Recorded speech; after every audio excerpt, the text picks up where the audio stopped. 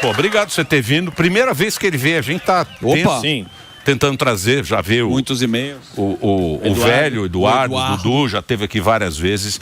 Primeira pergunta, eu quero saber como é que tá o velho, que é o que todo mundo quer saber, né? Que ele estava com problema, fez várias cirurgias. Como é que ele tá, o velho Bolsonaro? Bom, Emílio, alô. Tá, beleza. Bom, Emílio, em primeiro lugar, obrigado pelo convite. Desculpa, Paulo também aqui. Opa, como é que Desculpa a demora de ter vindo. Sempre assisto vocês, fico morrendo de vontade de participar. E nesse momento difícil que o Brasil e a minha família está passando, e a forma como vocês tratam os assuntos aqui com bom humor ajuda a levar um pouquinho de alegria para dentro da casa de tantas pessoas. Eu tive com meu pai ontem, foi muito rápido, 10, 15 minutos só. Assim, o cara ele tem uma cabeça, né, muito forte, uma mentalidade muito forte, mas essa questão, desde que ele tomou a facada lá dada pelo ex-integrante do PSOL, a saúde dele nunca mais foi a mesma, Emília. Ele estava com bastante soluço, ele falava comigo, com dificuldade de falar, inclusive, sabe quando você parece que está quase golfando de tanto soluço que ele estava naquela hora. Isso agora? Agora foi ontem. Hoje eu sei que antes de vir para cá eu falei com o advogado, está lá um médico vendo como é que ele está, se ele melhorou, porque ele só para explicar muito rapidamente, qual que é o dilema que ele passa ali, Emílio? Para tratar esse soluço, ele tem que tomar um remédio muito forte que causa como efeito colateral uma tonteira, confusão mental, às vezes, e ele ficando sozinho na cela como ele está hoje, pode acontecer como aconteceu dele, levantar da cama, cair, bater a cabeça em algum lugar, aconteceu, da outra vez, graças a Deus não foi nada de grave, mas ele podia ter sido encontrado morto dentro de uma cela. Então, um tratamento muito desumano está sendo dado por alguém que não merece passar pelo que está passando, alguém que foi condenado pelos seus próprios inimigos ali naquela turma no Supremo, e a cada dia que passa a população vê que ele está pagando um preço exatamente por não ter jogado um jogo sujo que algumas pessoas queriam que ele jogasse em Brasília. Então, pedindo a Deus que, muito em breve, se Deus quiser, ele esteja pelo menos em casa para poder fazer um tratamento decente, estar com acompanhamento da família ou de algum profissional de forma permanente. E não é essa possibilidade, o Flávio? Tem essa possibilidade. Ô, Emílio, a lei garante. A lei garante que ele tinha que estar pelo menos em casa. Um cara de 70 anos que tem todos os problemas que todo mundo são públicos de saúde, né? Então, várias outras situações, né, de pessoas em situação igual a dele foram para casa, né? O Collor foi assim, que é um ex-presidente também. Enfim, é um controle rigoroso ali sobre ele. Alguém que, enfim, mais uma vez, não merece passar pelo que está passando, mas tenho certeza que Deus vai honrar. E a gente está vendo as respostas aí nas ruas, por onde eu passo, Emílio, é um carinho absurdo. Todo mundo, a primeira pergunta que faz é essa pergunta sobre ele, né? Então, como está a saúde? Eu agradeço as orações de todo mundo aí. Porque o Bolsonaro teve várias vezes aqui, né? Inclusive mesmo antes da primeira... Antes de 2014, já vi, na época do Nióbio, do Pânico Velho. Sim, participou de gravações. E o Bolsonaro era um cara, viu, Pablo? Ele, sem ser presidente continua a mesma pessoa. Eu me lembro. É impressionante. E aquela gente que vinha, né? Parava a Paulista, parava o prédio. Ele é um personagem, né? Ele é assim, cara. Ele é assim aqui ao vivo, ele é assim em casa. Né, as piadinhas, né, que ele faz sem graça pra tiozão, assim em casa. Isso às vezes prejudica ele quando ele vem para público, sei quem ele é, e tem muita gente que não está preparada para ouvir muita verdade da forma como ele colocava. Então, assim, para mim é óbvio que é um herói ali, é uma referência sempre. Ô, Flávio, a gente deseja que ele fique bom logo, né? Sim. E, possa voltar aqui, trocar uma ideia. Em breve, se Deus quiser, vamos honrar ele. Bolsonaro é um cara bacana. Flávio, indo nesse assunto ainda do Jair, como é que vai ser a participação do Jair nessa eleição? O que pode juridicamente, o que não pode? Como é que vai ser essa participação dele? Ele vai poder vir a público? Ele vai poder dar entrevista? Ele vai poder falar sobre o que ele acredita nessas eleições? Como que vai ser essa parte? Olha, pra gente também é uma interrogação, porque ele está censurado. Ele não pode usar as redes sociais dele, ele pode estar autorizado a dar entrevista, mas os advogados sugerem que ele não dê entrevista, porque se ele fala de alguma coisa do processo, dependendo do humor do relator lá no Supremo Tribunal Federal, pode agravar a situação dele, enfim, mais do que já está, né, de transferir para algum lugar pior ainda. Então, assim, vai ser difícil, né, mas assim, eu estou em contato permanente com ele. Os meus sonhos seria que ele pudesse, pelo menos, né, gravar os vídeos, enfim, dar entrevistas com mais tranquilidade. E não sei, sinceramente, não sei como é que vai ser a participação dele direta, mas vou estar em contato permanente com ele, eu não dou um passo sem autorização dele. Como foi a conversa, já que a gente está falando do Bolsonaro, quando ele chegou e falou assim, Flavião, vai ser você. Pega a bola. É você que vai lá colocar número 10 para o Brasil. Porque tinha a relação do Tarcísio, tinha outros nomes que os partidos queriam. O próprio Valdemar da Costa Neto, no começo, falava muito, né? Que queria o Tarcísio. Como é que foi a relação do Jair e para ele organizar a política do lado da direita? Bom, eu nunca procurei, nunca me mobilizei para ser pré-candidato, assim que tem que falar, né? Pré-candidato à presidência da República. Eu estou há 23 anos na política, comecei com 21 anos de idade, meu primeiro mandato. E, enfim, pesquisas no Rio de Janeiro, que a minha ideia seria a candidatura à reeleição no Senado no Rio de Janeiro. Mas, assim, tem uma coisa que eu respeito mais do que qualquer coisa, que é o feeling político do meu pai. Ele tem um tato, um olhar para tomada de decisões nesse aspecto de qual caminho seguir, quem apoiar, que... Enfim, óbvio que de vez em quando, né, tem uns traidores aí, mas, né, 99% das vezes ele acerta. E ele falou, Flávio, tem que ser você, porque pela estratégia que eu estou vendo aqui, o Tarcísio é um baita do nome, é um cara que é do nosso grupo, do nosso time. Eu considero demais o Tarcísio, sempre respeitei ele, admiro o Tarcísio, o trabalho que ele está fazendo no governo de São Paulo. Em 2022, ele se elege com o Bolsonaro empurrando ele. E hoje, né, ele tem ele construiu uma imagem positiva pela sua competência, aqui como governador de São Paulo. E assim, se não fosse o Tarcísio candidato a governador de São Paulo, a gente não teria alguém forte para substituí-lo à altura aqui em São Paulo. Então, muito provavelmente, o PT tinha uma chance grande de levar o governo de São Paulo. E na nossa cabeça, a estratégia nacional, a gente tem que aumentar a diferença em relação ao PT que nós tivemos em 2022, que a gente aumentou em alguns lugares, mas não foi suficiente. No somatório do Brasil todo, nós vencemos as eleições.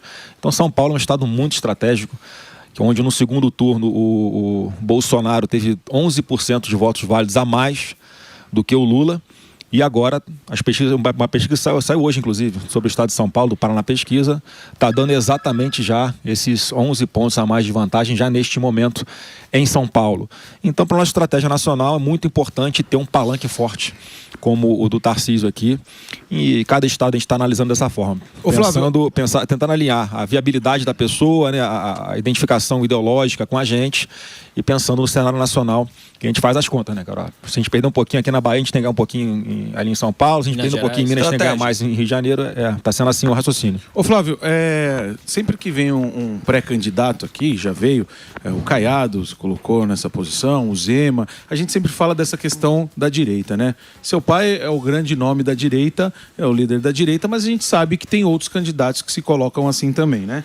E a pergunta que eu te faço é o seguinte, que eu sempre comento, eu falo, se organizar direitinho, o PT não volta nunca mais, né? Por exemplo, você falou, o Tarcísio, na minha visão, eu gostaria que ele se reelegesse aqui, agora você é o cara que seu pai colocou como nome para seguir os passos dele, só que, como eu falei, tem outros candidatos também, né? Eu queria saber como que vai ser a relação com esses candidatos, né? Esses outros candidatos, porque eles também vão estar à frente da possível eleição como presidente, porque assim, o que a gente vê bastante é a direita se batendo. A gente vê bastante essas questões, né? Por exemplo, você não pode discordar alguma coisa ou de repente se colocar como nome que aí vem a treta. E a gente sabe que isso aí só enfraquece a direita e fortalece os caras. Que nem o Caiado veio aqui e falou, o Zema veio aqui e falou, a gente está à disposição, né? Está ainda como pré-candidato, mas o que acontecer no segundo turno vai ter total apoio, se for você, enfim. Como que você se coloca nessa posição assim, com os outros candidatos que se dizem também ser de direita? Bom, cara, eu tenho muito claro na minha cabeça que a gente tem um adversário em comum, que é o PT, como você falou. O país não aguenta mais 4 anos de Lula fazendo o que esse cara está fazendo, arrombando aí os cofres públicos. A gente tem uma taxa de juros das mais altas do mundo, proporcionalmente aí, né, Spire? E isso reflete na dificuldade de tomar financiamento. Quem quer empreender no Brasil, primeiro tem que fazer as contas, porque o Estado é sócio majoritário do teu negócio. Sim. Segundo, a carga tributária, né, absurda, burocracia absurda, e com a taxa de juros nesse patamar, por causa da gastança do atual governo, da irresponsabilidade fiscal dele, se inviabiliza. Todo mundo prefere pegar um dinheiro que nem guardado, mete lá num CDB sem risco, para render um pouquinho acima da inflação, ao invés de você investir em abrir um negócio, em ampliar um negócio. A quantidade de empresa quebrada, né? Recorde de empresas, né, quebradas. Então eu tenho muita consciência, Morgado, que eu pelo menos dou o exemplo nessa linha. Eu não só falo, eu pratico o que eu vou te falar aqui, que é, olha, gasta energia apontando os erros do PT, gasta energia falando a verdade sobre esse governo horroroso que está sendo, e vamos parar de se dar cotovelado. Só que eu falo isso há anos, há anos. Mas o que você prefere? Eu faço vídeo, eu faço postagem, Quero eu faço saber declaração, o seguinte, eu dou entrevista. Você prefere nessa linha churrasco com Centrão ou jejum com a base? Porque o PL é um partido imenso. Sim. É um partido que tem vários. Sim, é um partido imenso. Porra, olha o que o Jair fez. Eu tava vendo aqui pensando, ó. Ele fez o Moro, tudo senador, ó. O Moro, Marcos Pontes, o astronauta, Tereza Cristina, Damares, o Pazuzu, lembra do Pazuzu? Sim. O Pazuzu ele fez, Ricardo Salles, Braga Neto, o Marinho, Tarcísio, o Marinho, Tarcísio. O Tarcísio teve... O Zema ganhou porque declarou voto ao Bolsonaro. Exatamente. Não. Então ele fez muito... Ele fez muita gente e muita gente meio parecido com o PSDB também ali. Que não é aquela direita que todo mundo fala da direita e tal. Então é uma... Eu sou muito realista. Eu tenho a consciência que sozinho a gente não chega em lugar nenhum. E assim, eu falo o seguinte, no Congresso tem de tudo, menos quem não teve voto. Ah, não é o ideal, eu não sei o que, mas é o que tem. É o que tem. Então não tem nenhum sentido eu dispensar pessoas ou partidos do Centrão, como vocês estão chamando, que queiram me apoiar, porque eu sei que eles também têm esse objetivo maior, que é olhar para o Brasil diferente, querer voltar a levar esperança para as pessoas em casa, o Brasil volte a gerar empregos, criar um ambiente de negócio atrativo para investimentos internos e internacionais. Então, assim, eu tenho a total consciência que é preciso, porque numa campanha, Emílio, eu vou ter o discurso aqui ideológico, as pessoas me conhecem, sabem que eu defendo e tal.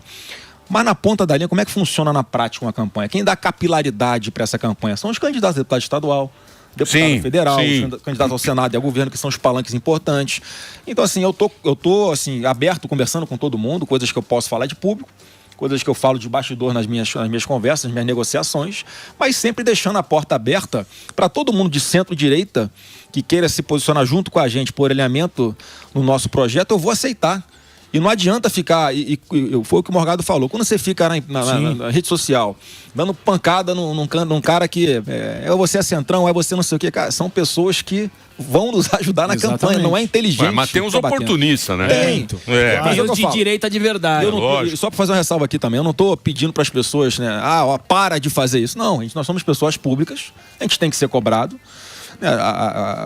O eleitor, o internauta que está nas redes sociais no dia a dia tem todo o direito de criticar, de sentar o cacete, mas sim, leve em consideração que a gente está na véspera de uma eleição que tudo indica vai ser bastante apertada e que eu sigo aquela máxima que nesse momento aqui o inimigo do meu inimigo é meu aliado. Então eu tô nessa linha aí. Quem... Pode falar, Sam. Vai lá, Sam. Fábio, você acho que em dezembro se declarou como um Bolsonaro moderado, e eu acho que essa imagem tem um potencial para eleitores, porque você sabe que tem os já decididos e um percentual grande dos que ainda não fecharam o voto.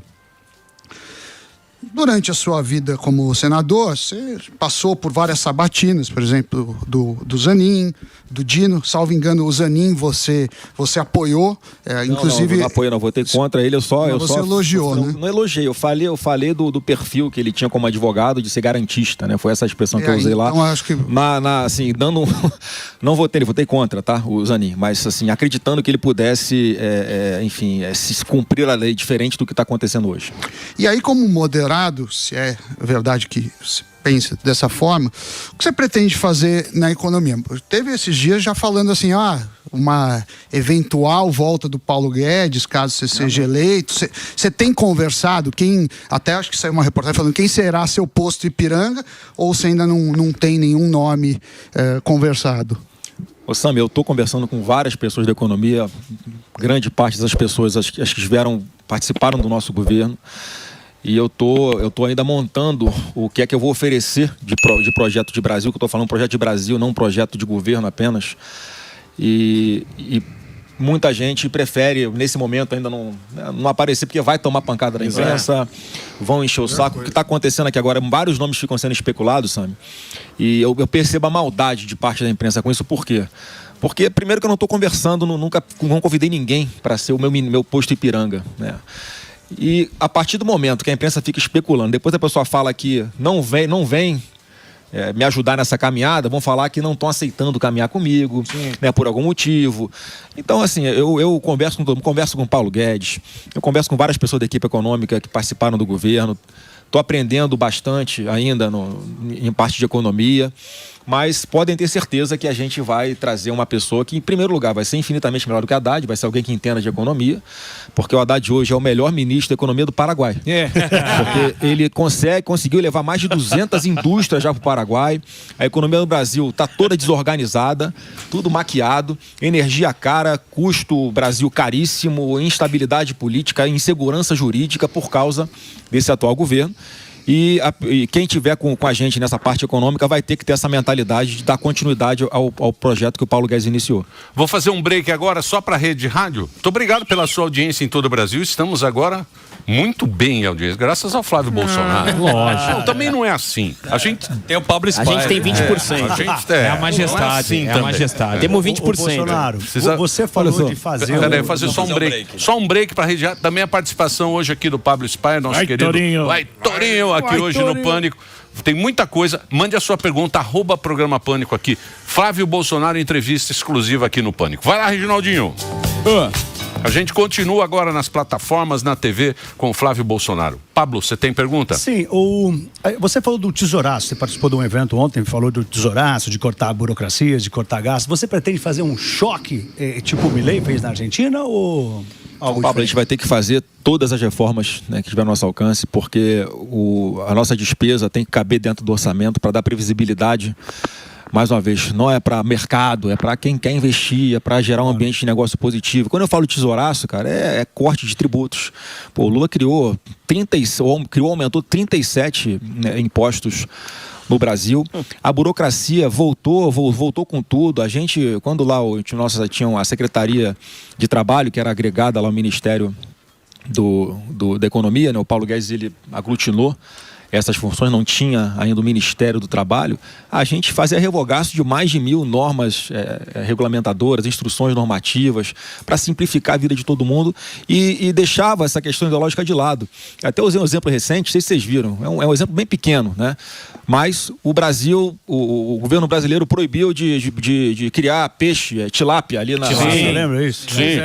Porque é espécie exótica, não sei o quê. É o governo que diz que quer acabar com fome, né? Tá prometendo que vai dar café da manhã, almoço e janta pro povo desde 2002. E tem gente acreditando até hoje que ele vai precisar de mais um mandato para cumprir isso. O Brasil proíbe de fazer a criação de tilápias ali no lago da represa de Itaipu. Aí vai o Paraguai anteontem, e olha, pode criar peixe aqui sim. Então vai ter uma linha no meio ali, Emílio, que do lado do Paraguai você pode criar peixe, do lado de cá você não pode criar peixe, e eles gerando emprego lá, eles exportando peixe, eles matando a fome do povo deles.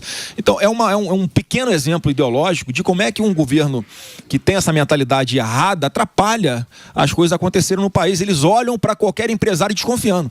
Pô, tu quer abrir uma barraquinha de cachorro-quente, você tá pedindo CNPJ por quê? Você vai lavar dinheiro? A mentalidade tem que ser ao contrário, você tem que dar garantir o princípio da presunção de que a pessoa quer fazer a coisa certa, só quer andar legalzinho dentro da lei, quer pagar os seus impostos lá, sem burocracia, mas atrapalhar. Não é o que acontece hoje. O povo precisa de confiança. O povo está desconfiado. Tanto é que tem muito... Você sabe que você viu a pesquisa, né? Você tem uma equipe boa lá. A gente tem aqui o Samidana, o rei da pesquisa. José Pesquisa. É o seguinte... Você me fez uma... Quem vai votar no Lula...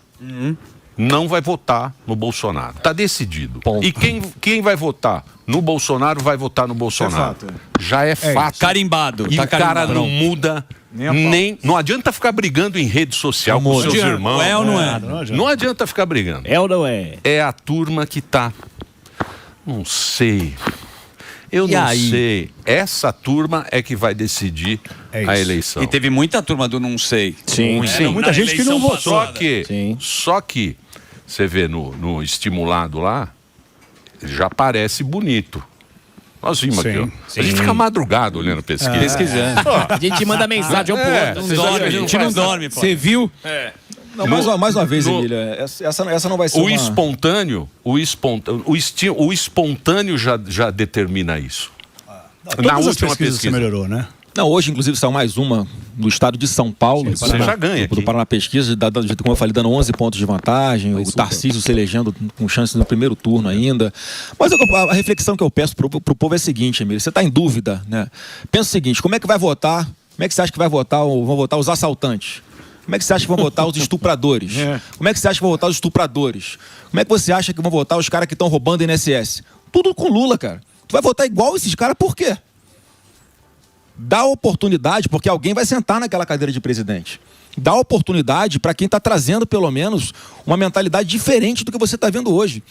O Lula está torrando aí milhões e milhões de reais para tentar ganhar a simpatia das pessoas que precisam do governo para ter o que comer.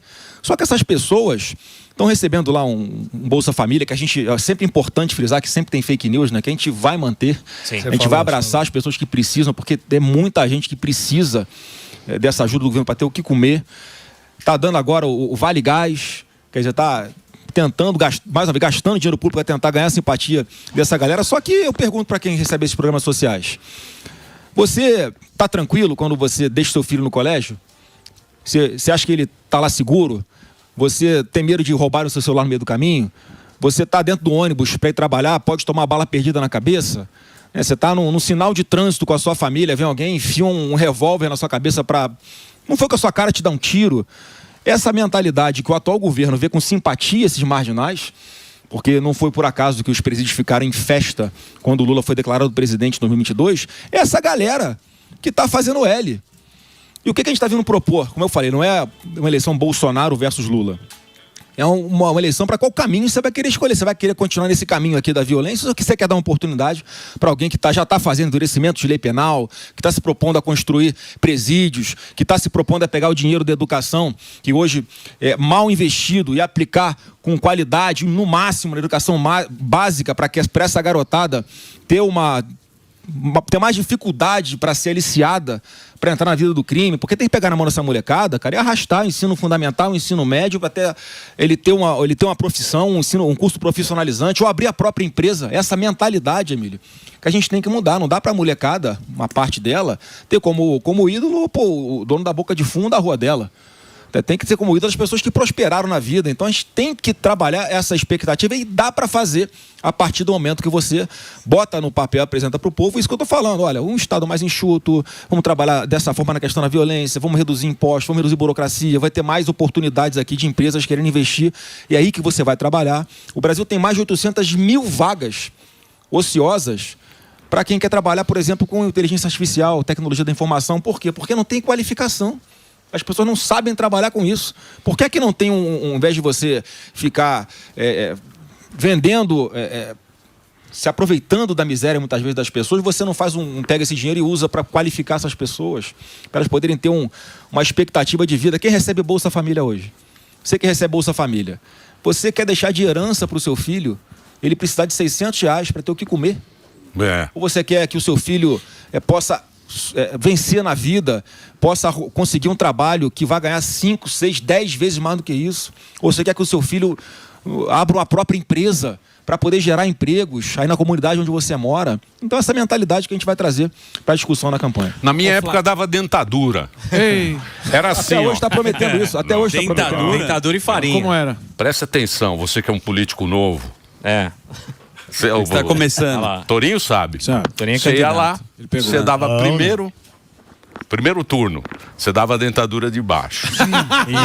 Isso. Se ganhar, da areia de cima. Ficava igual uma bala soft. Que aí era... Não é? Ou então você ficava com meia dentadura. Fala o seguinte, pega a dentadura, mas vota em outro. É assim. Mas era isso. É assim que funciona. Até hoje é assim.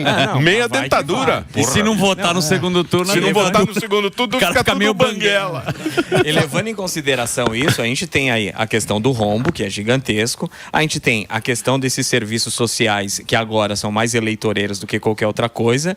E a questão primordial, que eu acho que é o que mais detona o Brasil é a carreta furacão, a quantidade de gente que tem ali mamando deliciosamente. Só que essa conta quem vai pagar é o próximo governante. E aí?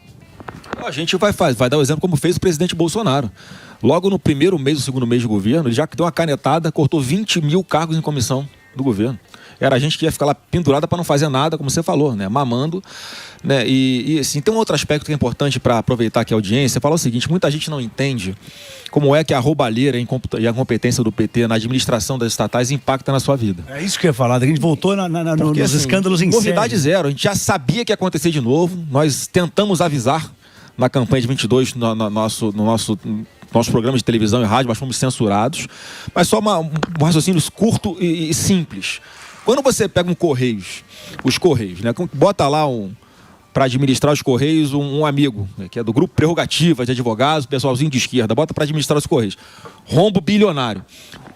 No orçamento, o governo tem que tirar do orçamento e botar lá para cobrir o rombo do Correio. Quer dizer, dinheiro que vai faltar para você botar um ar-condicionado na sala de aula do seu filho. É um dinheiro que vai faltar para você asfaltar melhor a rua onde você mora, para você colocar água e esgoto à sua disposição onde você mora. É aí que falta o dinheiro. Quer dizer, a roubalheira e a incompetência do PT resultam em pior qualidade de vida para você que está nos assistindo. Você vai querer insistir com esse time que está dando errado. Então, não tem fórmula mágica, não é fácil.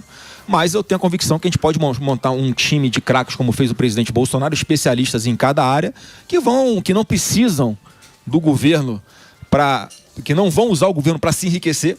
Você acha que o Paulo Guedes foi ministro da Economia preocupado com o salário de ministro da Economia? Não, ele nem olhava o contra-cheque dele. Tinha a vida financeira dele resolvida. Mas ele queria o quê? Ele queria melhorar o país. É esse sentimento que eu vou buscar nos perfis de quem for integrar um futuro governo nosso. Isso que você falou, né? Você sabe que eu tenho um amigo meu, né? Fantástico. Amigo fantástico. Aí ele votou no Lula. Bolsonaro não, teve lá, vou votar no Lula. Aí votou no Lula, a gente foi jantar outro dia e falou: Remílio, queria que o Lula convocasse o Paulo Guedes. Ele tem saudade do Paulo Guedes, bicho. Da época, sério? Sério? Tem muita gente com esse pensamento. A Petrobras era a empresa que mais distribuía dividendo no planeta Terra. Mais do que Tesla, que Amazon, que Microsoft. E é o que você falou, a gente voltou para o período de escândalos em série, né? Correios, o resultado das empresas que são mistas, né? Privada e pública, todas pioraram. Você falou do Correios, né? Sobre privatizações, que isso interessa para o mercado financeiro. Correios, Petrobras, Caixa, Banco do Brasil. O que você pensa sobre privatizações? Olha, no conceito geral, eu sou muito favorável às privatizações. Eu acho que uma gestão privada, ela sempre tende a ser uma gestão focada no resultado e na qualidade do serviço prestado. Mas também a gente não pode falar assim, vou privatizar tudo. Tem que ver caso a caso separado em que pé que está. Por exemplo, os Correios que você citou aqui, que eu citei também. Tem solução? Porque o rombo é tão enorme? Não tem ali, assim, os caras conseguiram quebrar uma empresa que tem um monopólio. Não tem concorrente. Não tem concorrente, cara. Então, assim, e tem essa questão de você pesar na hora de você decidir se você vai privatizar ou não uma empresa. Porque o Paulo Guedes falava muito isso para mim, Flávio. Por que a tendência são as privatizações serem boas? Porque a empresa está lá. A gente chega no governo, faz um trabalho bacana, ela começa a dar superávit e tal. Muitas vezes até, não apenas distribuição de lucro, mas grande parte das vezes esse dinheiro era usado, como foi usado na Itaipu Nacional lá de você melhorar aeroporto, melhorar a ferrovia, quer dizer, isso é revertido em serviço público de qualidade. Então, assim, a gente tem que avaliar caso a caso. E, por exemplo, o Correios, por exemplo, é um caso clássico, que não tem nenhum sentido continuar. Mas só para concluir, ele falava o seguinte: olha, a gente tem essa empresa que a gente arrumou, tá dando superávit, tá dando lucro, tá arrumadinha, passou o governo, os caras vêm e arromba tudo. Toma de novo. tudo. Então era melhor ter tirado isso do domínio do governo, né? O Emilinho está aqui. 01. Meu filho 01. É o meu 01. Traiu a empresa. Pra caramba.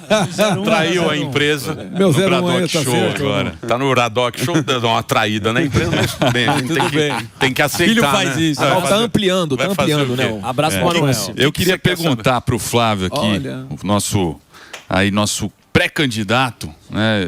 A gente sabe que o governo do seu pai, o governo do Jair Messias Bolsonaro, foi um governo extremamente técnico, né? Como o Pablo bem mencionou aqui, teve resultados positivos nas estatais, coisa que nunca aconteceu aqui no Brasil, enfim. E só que quando a gente fala da imagem, né, da comunicação, especialmente a imagem internacional, não era isso que era passado, né? E eu já vi que você foi até dar uma entrevista numa TV francesa. Você entende isso como uma autocrítica? Num eventual governo, você vai investir em assessoria de imprensa, diferentemente do seu pai, que na época, eu acredito que esse foi uma possível autocrítica aí do próprio governo, não? Milinho, eu sou da linha que a gente tem que sim investir em publicidade, porque as pessoas precisam saber o que é que o governo está fazendo, as pessoas precisam saber quais são as ferramentas, quais são os serviços públicos de qualidade que elas têm que ter, onde é que elas vão procurar. E eu falava isso muito com meu pai. Eu falava, pai, só não adianta você achar como... Tinha um cara aqui, um general, logo no começo do governo, que estava lá na Secretaria de Comunicação, que ele falava o seguinte, a gente não precisa investir dinheiro em publicidade não, porque a gente foi eleito com um movimento espontâneo de rede social e vai acontecer igual que agora no governo, a gente vai postar as coisas nas redes sociais nossas e vai alcançar quem tem que alcançar, um amadorismo gigantesco. Eu falava assim, pai, até a Coca-Cola, que talvez seja a marca mais consolidada no mundo, investe pesado em publicidade. Por quê? Ela investe com o objetivo de manter ou ampliar o market share dela, o espaço que ela tem no mercado nas vendas. E é similar com o governo, porque a gente vive constantemente sob ataque. Tem uma grande mídia que tem uma vontade, né, com o nome Bolsonaro, especial no governo do presidente Bolsonaro. E assim, uma forma que a gente tinha de tentar rebater essas fake news e levar a verdade era também investindo em campanhas publicitárias para desmentir muitas vezes. Então assim, não pode ser inocente ao ponto de achar que todo mundo a partir de agora vai remar a favor do governo, a favor do Brasil. Não, vai ter sempre os pontos de interesse de pessoas querendo boicotar o governo, em especial uma parte da imprensa também dessa forma. Então acho que sim, a questão da falta de investimento maior em publicidade foi uma coisa que a gente tem que fazer melhor. Até porque o pessoal da direita para na hora da eleição, depois todo mundo volta para trabalhar. E onde é que você sofre mais? Com a oposição? Com a imprensa? Ou no grupo lá no Telegram, que os caras ficam te enchendo o saco? Onde é que você tem mais... que tem que ficar mais assim? Certamente é com os nossos opositores, né, que não tem limites. Eu falo que esse pessoal da esquerda não tem perímetro moral, né, cara? Então, assim, eles não têm dificuldade nenhuma de mentir para te atingir.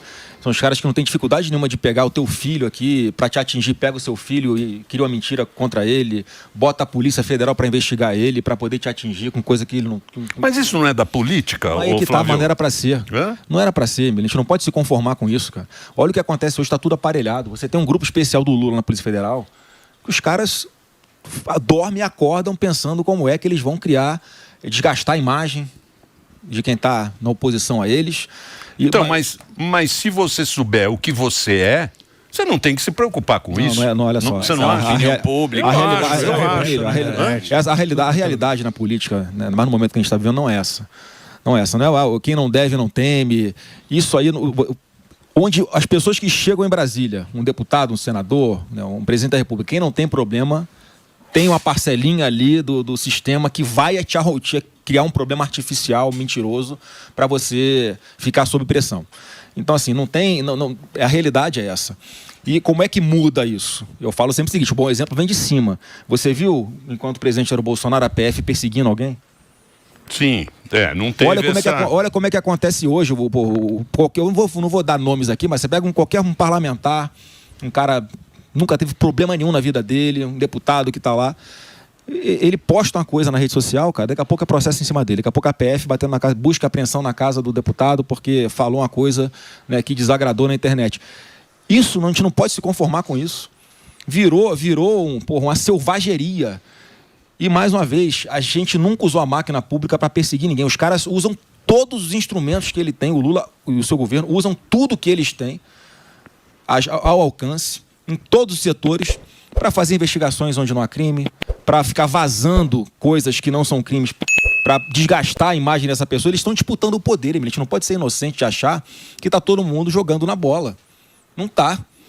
Isso talvez tenha sido também uma coisa que o presidente Bolsonaro pudesse...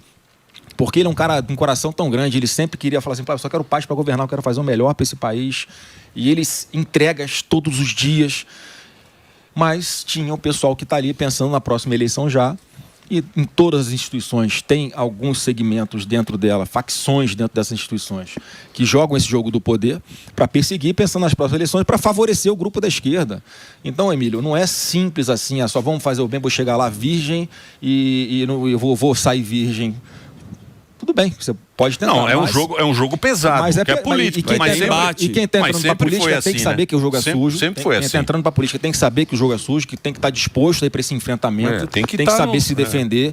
E é isso que eu acho que eu estou preparado para encarar também. Então, mais uma vez, 23 anos de política, senador, participei 4 anos de tomar as decisões junto com meu pai ali, em momentos difíceis, em momentos bons.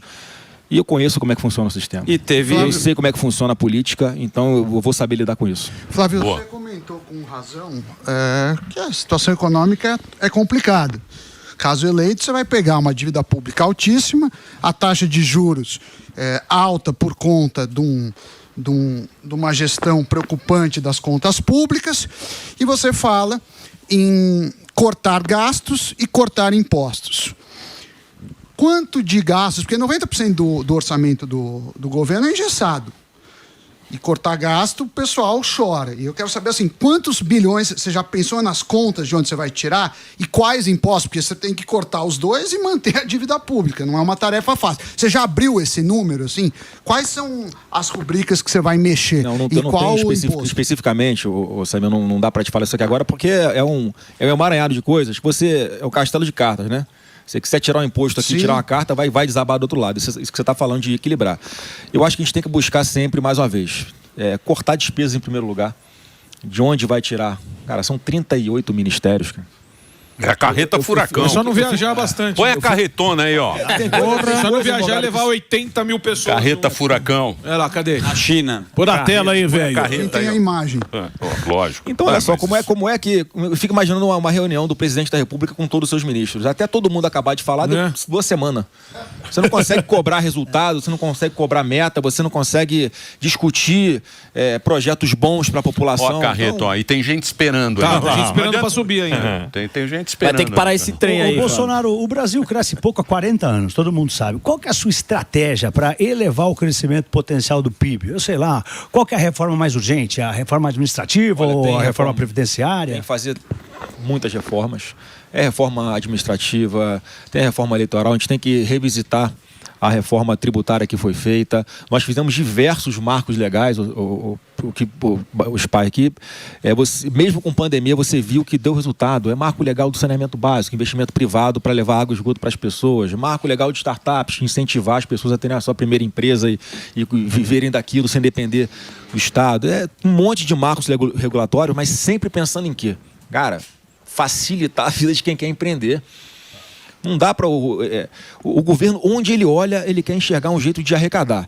Né? Lembra a polêmica do Pix? Os caras vão fazer o seguinte, eles estão usando, mais uma vez, a máquina pública para monitorar, sim, quem recebe mais de 5 mil reais aí por mês via Pix para cobrar imposto de renda lá na frente. Só que isso aí só vai ser cobrado ano que vem, depois da eleição. Então a gente tem que alertar as pessoas, dizer, olha só, será que essa é a prioridade, cara?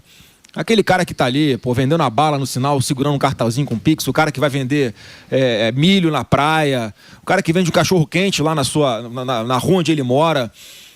E o cara não sabe nem que ele tem que recolher imposto de renda, cara. Muitas vezes.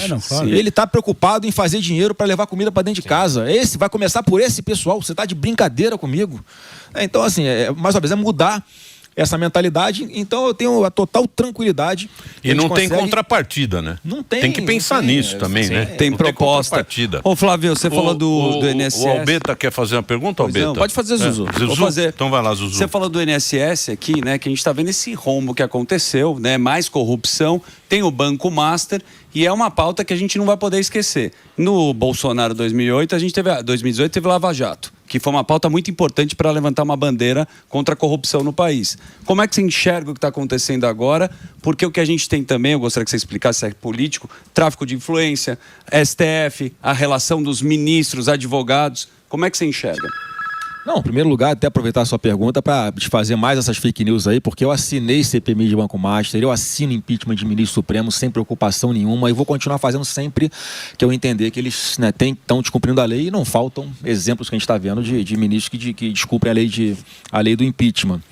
Né? Então, assim, eu vejo que essa situação das investigações que estão acontecendo, isso estão causando nojo em todo mundo, num nível tal que, olha, cara, tá tudo contaminado.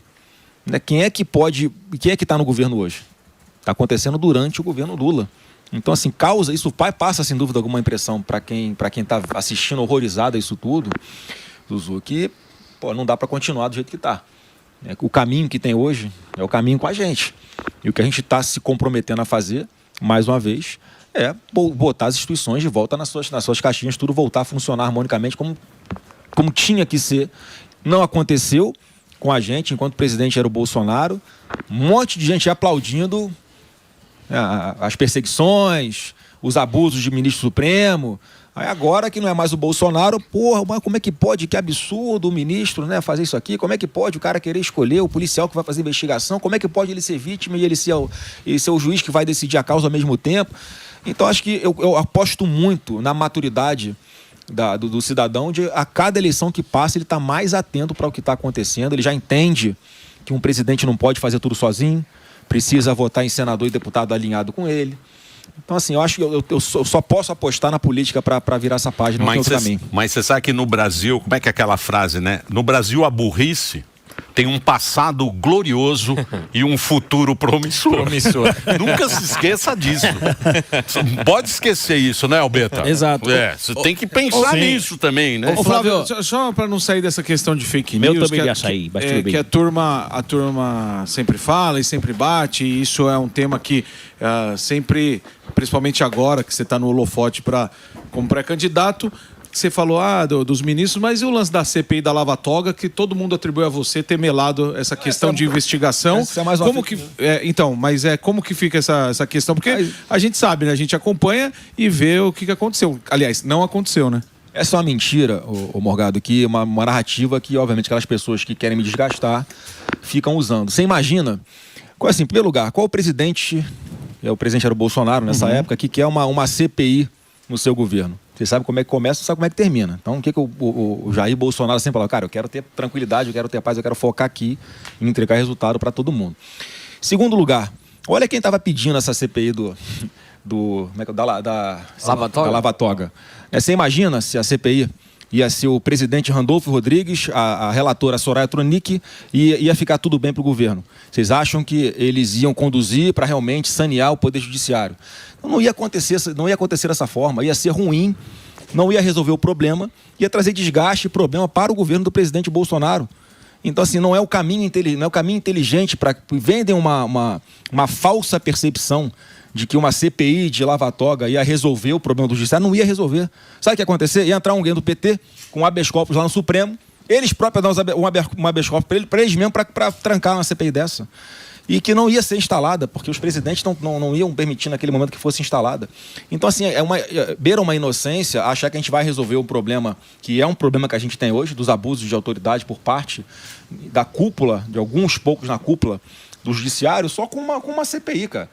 Quantas vezes vocês criticam aqui que a CPI não vai dar em nada, que a CPI vai ter problema? Que é um palanque político. Por que essa ia dar em alguma coisa? E, na verdade, ia servir para causar uma ruptura ali, aberta, uma pancadaria entre executivo e judiciário, e ainda com o legislativo sendo acusado de, olha, o Bolsonaro está apoiando esse troço para ir contra o poder judiciário, é antidemocrático, vira um político, né? Cara, ia ser um pandemônio. Então... Aquela CPI da Covid, foi isso, foi uma campanha. Foi a médica japonesa. E não sei se vocês lembram, todas as emissoras transmitiam o tempo inteiro. Ao vivo. Vê se essa CPI aí... A INSS não transmite. Virou novela. Se não sou eu encher o saco aqui, É verdade. pra falar dos velhinhos. É ruim. É ou não é pra eu falar? Aliás, eu quero parabenizar aqui o presidente da CPI, o Carlos Viana, e o relator... Veio aqui. O Viana tá bom, ele foi operado, né? Nossa, deu branco agora o relator, o relator da CPMI do INSS. Relator. Não, mas é o... Põe aí no Google, Sami, relator. Lá do deputado deputado Alfredo Gaspar. Isso. Lá de Alagoas, que estão fazendo um belíssimo trabalho. Né? Enfim, tá mostrando as entranhas. De como é que E o funciona Nicolas? governo E o Lula. Nicolas? Vocês estão... Não, olha só. Meu amigo Nicolas. Eu ouvi dizer que vocês Meu estão... amigo Nicolas, não. É meu amigo Nicolas. Nicolas, tamo junto, irmão. E a música do... Olha só, eu gosto muito do Nicolas. Pô, eu acho ele um baita de um parlamentar. É uma promessa, assim, pra política. Tem um futuro, tenho certeza, brilhante pela frente. Né? E, assim, eu não vou ficar cobrando ninguém pra tomar uma posição de tô aqui com o Flávio, vamos caminhar junto, que não sei o quê. O Nicolas já deu várias declarações que vai estar com a gente, ele entende. O Lucas Se alguém caminhou, foi o Nicolas. O Nicolas é um cara inteligente demais. Ele gente sabe, boa. Ele sabe Ele é que a gente gente vai boa. caminhar junto, a gente sabe que ele sabe que o Brasil não aguenta mais 4 anos de PT. Sim. Então, assim, é um garoto que, quero ter muito mais perto sempre.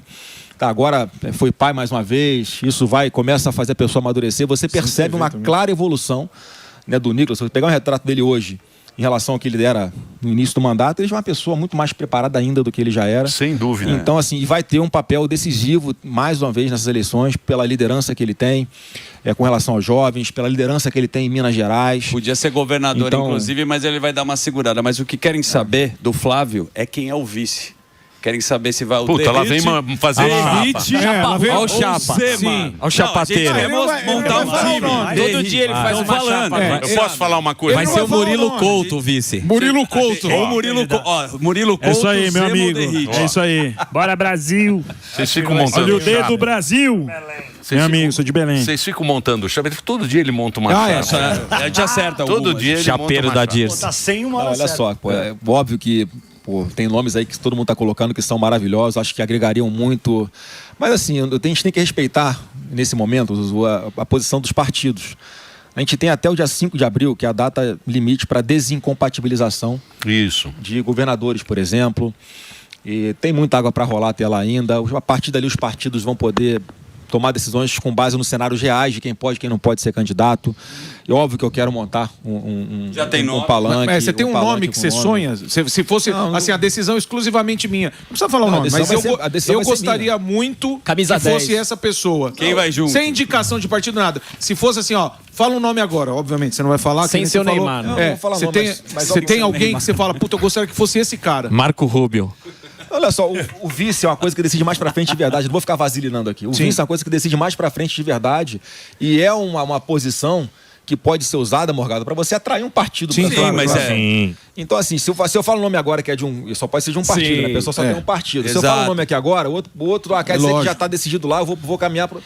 Então, assim, não adianta querer tentar antecipar uma decisão como essa que... Né, mas o vice tem que estar alinhado. Ó, óbvio, se com o nosso você projeto, com o nosso quiser, princípio. estou à disposição, eu e todas as Minas Gerais, pra gente construir um futuro. Um abraço aí, Zema. Ô, Bolsonaro, Deixa eu só fazer um breakzinho para a Rede Rádio. Vou fazer. Né? Sempre que está em primeiro lugar. deu É, que é área, um break, ela... Pede o break Vou na te hora falar, errada. Pede break na hora errada. Joga Mas é o Reginaldo que está pedindo. Ó, o Flávio Bolsonaro tá aqui, ó, conversando com a gente. O Instagram dele é @Flávio Bolsonaro. Entra lá. Talvez ele te convença. Sim. Talvez ele seja seu amigo. Talvez. Vambora, galera. Me segue aí, vem ser meu amigo. Talvez. Faz o break aí, Reginaldinho. Ah, eu no violão. Pois não. Essa é a minha voz. Olha lá. ó. A música. Eu quero que vocês... Tem que ser a música da campanha essa aí.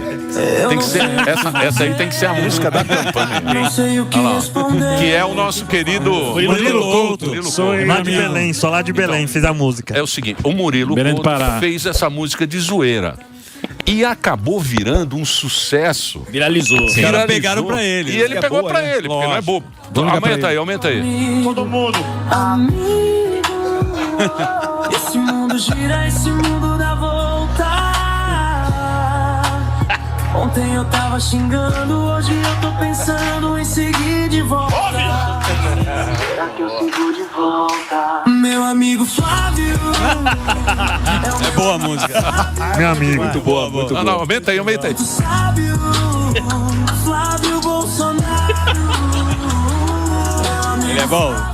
Tô lembrando dele, Sensacional. ele dançando é engraçado sensacional. demais. O Olha, Murilo... por isso que a gente tem que sempre... Ele tá me seguindo lá, alguém viu? Não, acho que não, né? A Tá? gente- Tá nada. a gente tem que Ô Murilo, Quer segue ser meu aí, amigo, meu. A gente tem que ligar pra ele. sempre defender liberdade Lógico, de expressão. lógico. Exatamente. A gente pode... E posso falar É a mais, coisa Emílio? mais legal que existe isso. O Murilo já tá sendo chamado de Oruan da direita.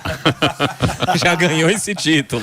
Mas você sabe que esse negócio de seguir em rede social, eu comecei começou a aparecer para mim alguns perfis no Instagram que eu realmente eu admiro, eu gosto de ver pessoas anônimas que estão vencendo na vida, que estão batalhando, que querem uma oportunidade. Eu comecei a fazer, Emílio, do coração mesmo. Tinha uma menininha que lá de Alagoas, inclusive, bem humildezinha, que tinha uma voz maravilhosa, ela cantando em sala de aula, sabe, sozinha. Eu falei, cara, que bacana essa garota, não sei o quê, eu vou começar a seguir ela. Eu começo a seguir, ela vai e posta um vídeo emocionado, o Flávio Bolsonaro tá me seguindo. Aí eu fiz uma live com ela. Ah, Falei, legal. vamos fazer uma live aqui. Você que trabalha com produção cultural, pô, ouça essa garota aqui, vê se dá uma oportunidade. Ela conseguiu. Entendi. Ela conseguiu fazer com que alguém contratasse ela, enfim, desse um projeto para ela, para de repente ela ganhar vida fazendo aquilo que ela tem um dom, que é cantar. Eu comecei a fazer isso e começou a aparecer para mim um monte de perfil parecido, cara. O outro lá, como é que é o lá? Marcelo Duque, humorista também, que vai aparecendo, eu vou curtindo, seguindo, eu divulgo as pessoas para ver se alguém vê o talento delas. Aqui a gente só explora a audiência. Isso. A gente pede dinheiro. Isso. Inclusive, como é que é aquele hoje. super não sei o quê. Aqui Superchat. só O Murilo Couto mandou mensagem aqui. Ele tá na África, não consegue atender aqui. Não tá... seguir. E ele falou que ele quer ser ministro da cultura, viu? Aí, ó. Então, Boa. que agora você vai utilizar isso aí. Ele Lei quer Rouanet. ser o ministro da cultura aí. Então, ele não pode atender, não consegue Ô, atender Bolsonaro, agora. o que você espera para essa eleição? A gente viu aí o Lula elevando o tom, falando que vai ser já é clima de guerra. A eleição passada a gente viu que talvez teve um pouco de dificuldade aí. O que você está esperando para essa eleição, hein? Não, estou esperando realmente uma campanha muito dura, em especial no campo digital. Né? E a gente tem que se preparar com isso, com um time jurídico, com a equipe qualificada, de pronta resposta e tal. Mas assim, o que eu vou apostar, o Pablo? Cara, na verdade, na moral, ninguém aguenta mais tanta confusão. Ninguém aguenta mais tanta briga. Eu também não. Então acho que não tem que ser... Eu acho que a minha aposta vai ser de mostrar que eu vou ser centrado, vou ser equilibrado, vou conversar com o que eu tenho que conversar, porque eu quero ter um projeto para o Brasil aqui, que eu acredito que vai redirecionar o nosso país, voltar para o caminho da prosperidade de verdade. Então, você não vai ver uma posição, uma reação minha virulenta, de xingar. Cara, para me tirar do sério é muito difícil. Acontece, mas é muito difícil. E como convencer as pessoas que deixaram de votar na última eleição? Porque, como o Emílio falou, isso aí foi fundamental. Teve muita gente que falou, não quero nenhum... 30 milhões. Então, 30 milhões. Como que você vai trabalhar para convencer essas pessoas? Reverter. Inclusive, reverter. Quem falou assim, não, Bolsonaro não. Para reverter, assim, meu pai foi eleito com a votação estúpida claro. em 2018. Então, muita gente que votou nele em 2018 deixou de votar em 22. Eu estou apostando muito numa estratégia de... Como é que eu vou falar? Do divã. Sentar e conversar, cara. Você não votou no Bolsonaro porque ele debochou de quem tinha falta de ar na Covid? Isso é mentira, cara. Sim. Pega esse vídeo, esse recorte, pega 20 segundos antes, 20 segundos depois. É o contrário, ele não está debochando de ninguém. Todo mundo teve na família alguém próximo que sofreu, que morreu com Covid. Se você pegar esse vídeo, 20 segundos antes, 20 segundos depois, você vai ver que ele está falando o seguinte: olha, não espere se sentir falta de ar para procurar um hospital. Naquela época não tinha vacina, não tinha remédio. Vai antes para ver se o médico faz um tratamento e salva a sua vida. Você vai para o hospital para quê? Para ser entubado e morrer? Essa era a política que estava sendo defendida na época pelo ministro da Saúde, que foi mandado embora. E ele lutando o Mandetão para dar Onde tá o Mandetta? lutando para as pessoas sobreviverem, sendo acusado do contrário. Então eu aposto muito nisso, Morgado, de falar a verdade, de debater aqui qual o problema. É isso aqui que você tem? Ó, a versão é essa aqui, você está sendo manipulado, agora toma a decisão que você quiser. Eu vou apostar muito nisso. Ô, Flávio, em relação à campanha de 2022, parece que o Emilinho trouxe bem que você estava dando entrevista na França, parece que também vai em outros países. Você tem o Eduardo ali nos Estados Unidos. Vocês estão tendo uma estratégia de tornar a eleição brasileira um pouquinho mais mundial para fugir... Global. Um pouquinho mais global para fugir daquela bagunça, né? O melhor adjetivo possível de 2022? Não, porque é o seguinte, a gente sabe que o Brasil sofre influências externas, né, normal, e principalmente da mídia internacional. Né? Como é que é aquela música? Quem canta aquela música, né? Deu no New York Times. Sim. A feira de Acari é um Jorge sucesso. Ben. O que é que eu interpreto? Cara, falando o seguinte, cara, até a feira de Acari, os caras, se vem de fora pra dentro, os caras conseguem romantizar, que era um roubalto. Né? O material roubado era vendido lá. Então, qual é o meu pensamento também? Primeiro, ir lá pra fora, pra mostrar para os líderes mundiais. Eu tive nos Estados Unidos, eu tive em Israel, eu tive em Bahrein, em Emirados Árabes, na França. Conversei com muitas lideranças. Primeiro, para falar, cara, o que o Lula está falando aqui é a favor de grupos terroristas, esse cara radical. Não é a forma que o brasileiro pensa. O brasileiro não é isso. E eu fui mostrar que, cara, eu sento com comunidade árabe, eu sento com comunidade judaica, eu vou ser pragmático nas relações internacionais, vou sentar com China, vou sentar com os Estados Unidos, vou sentar com a Europa. Então essa mensagem que eu fui levar lá também, e óbvio, denunciar o que está acontecendo aqui no Brasil, com a perseguição política que existe, materializada principalmente no presidente Bolsonaro.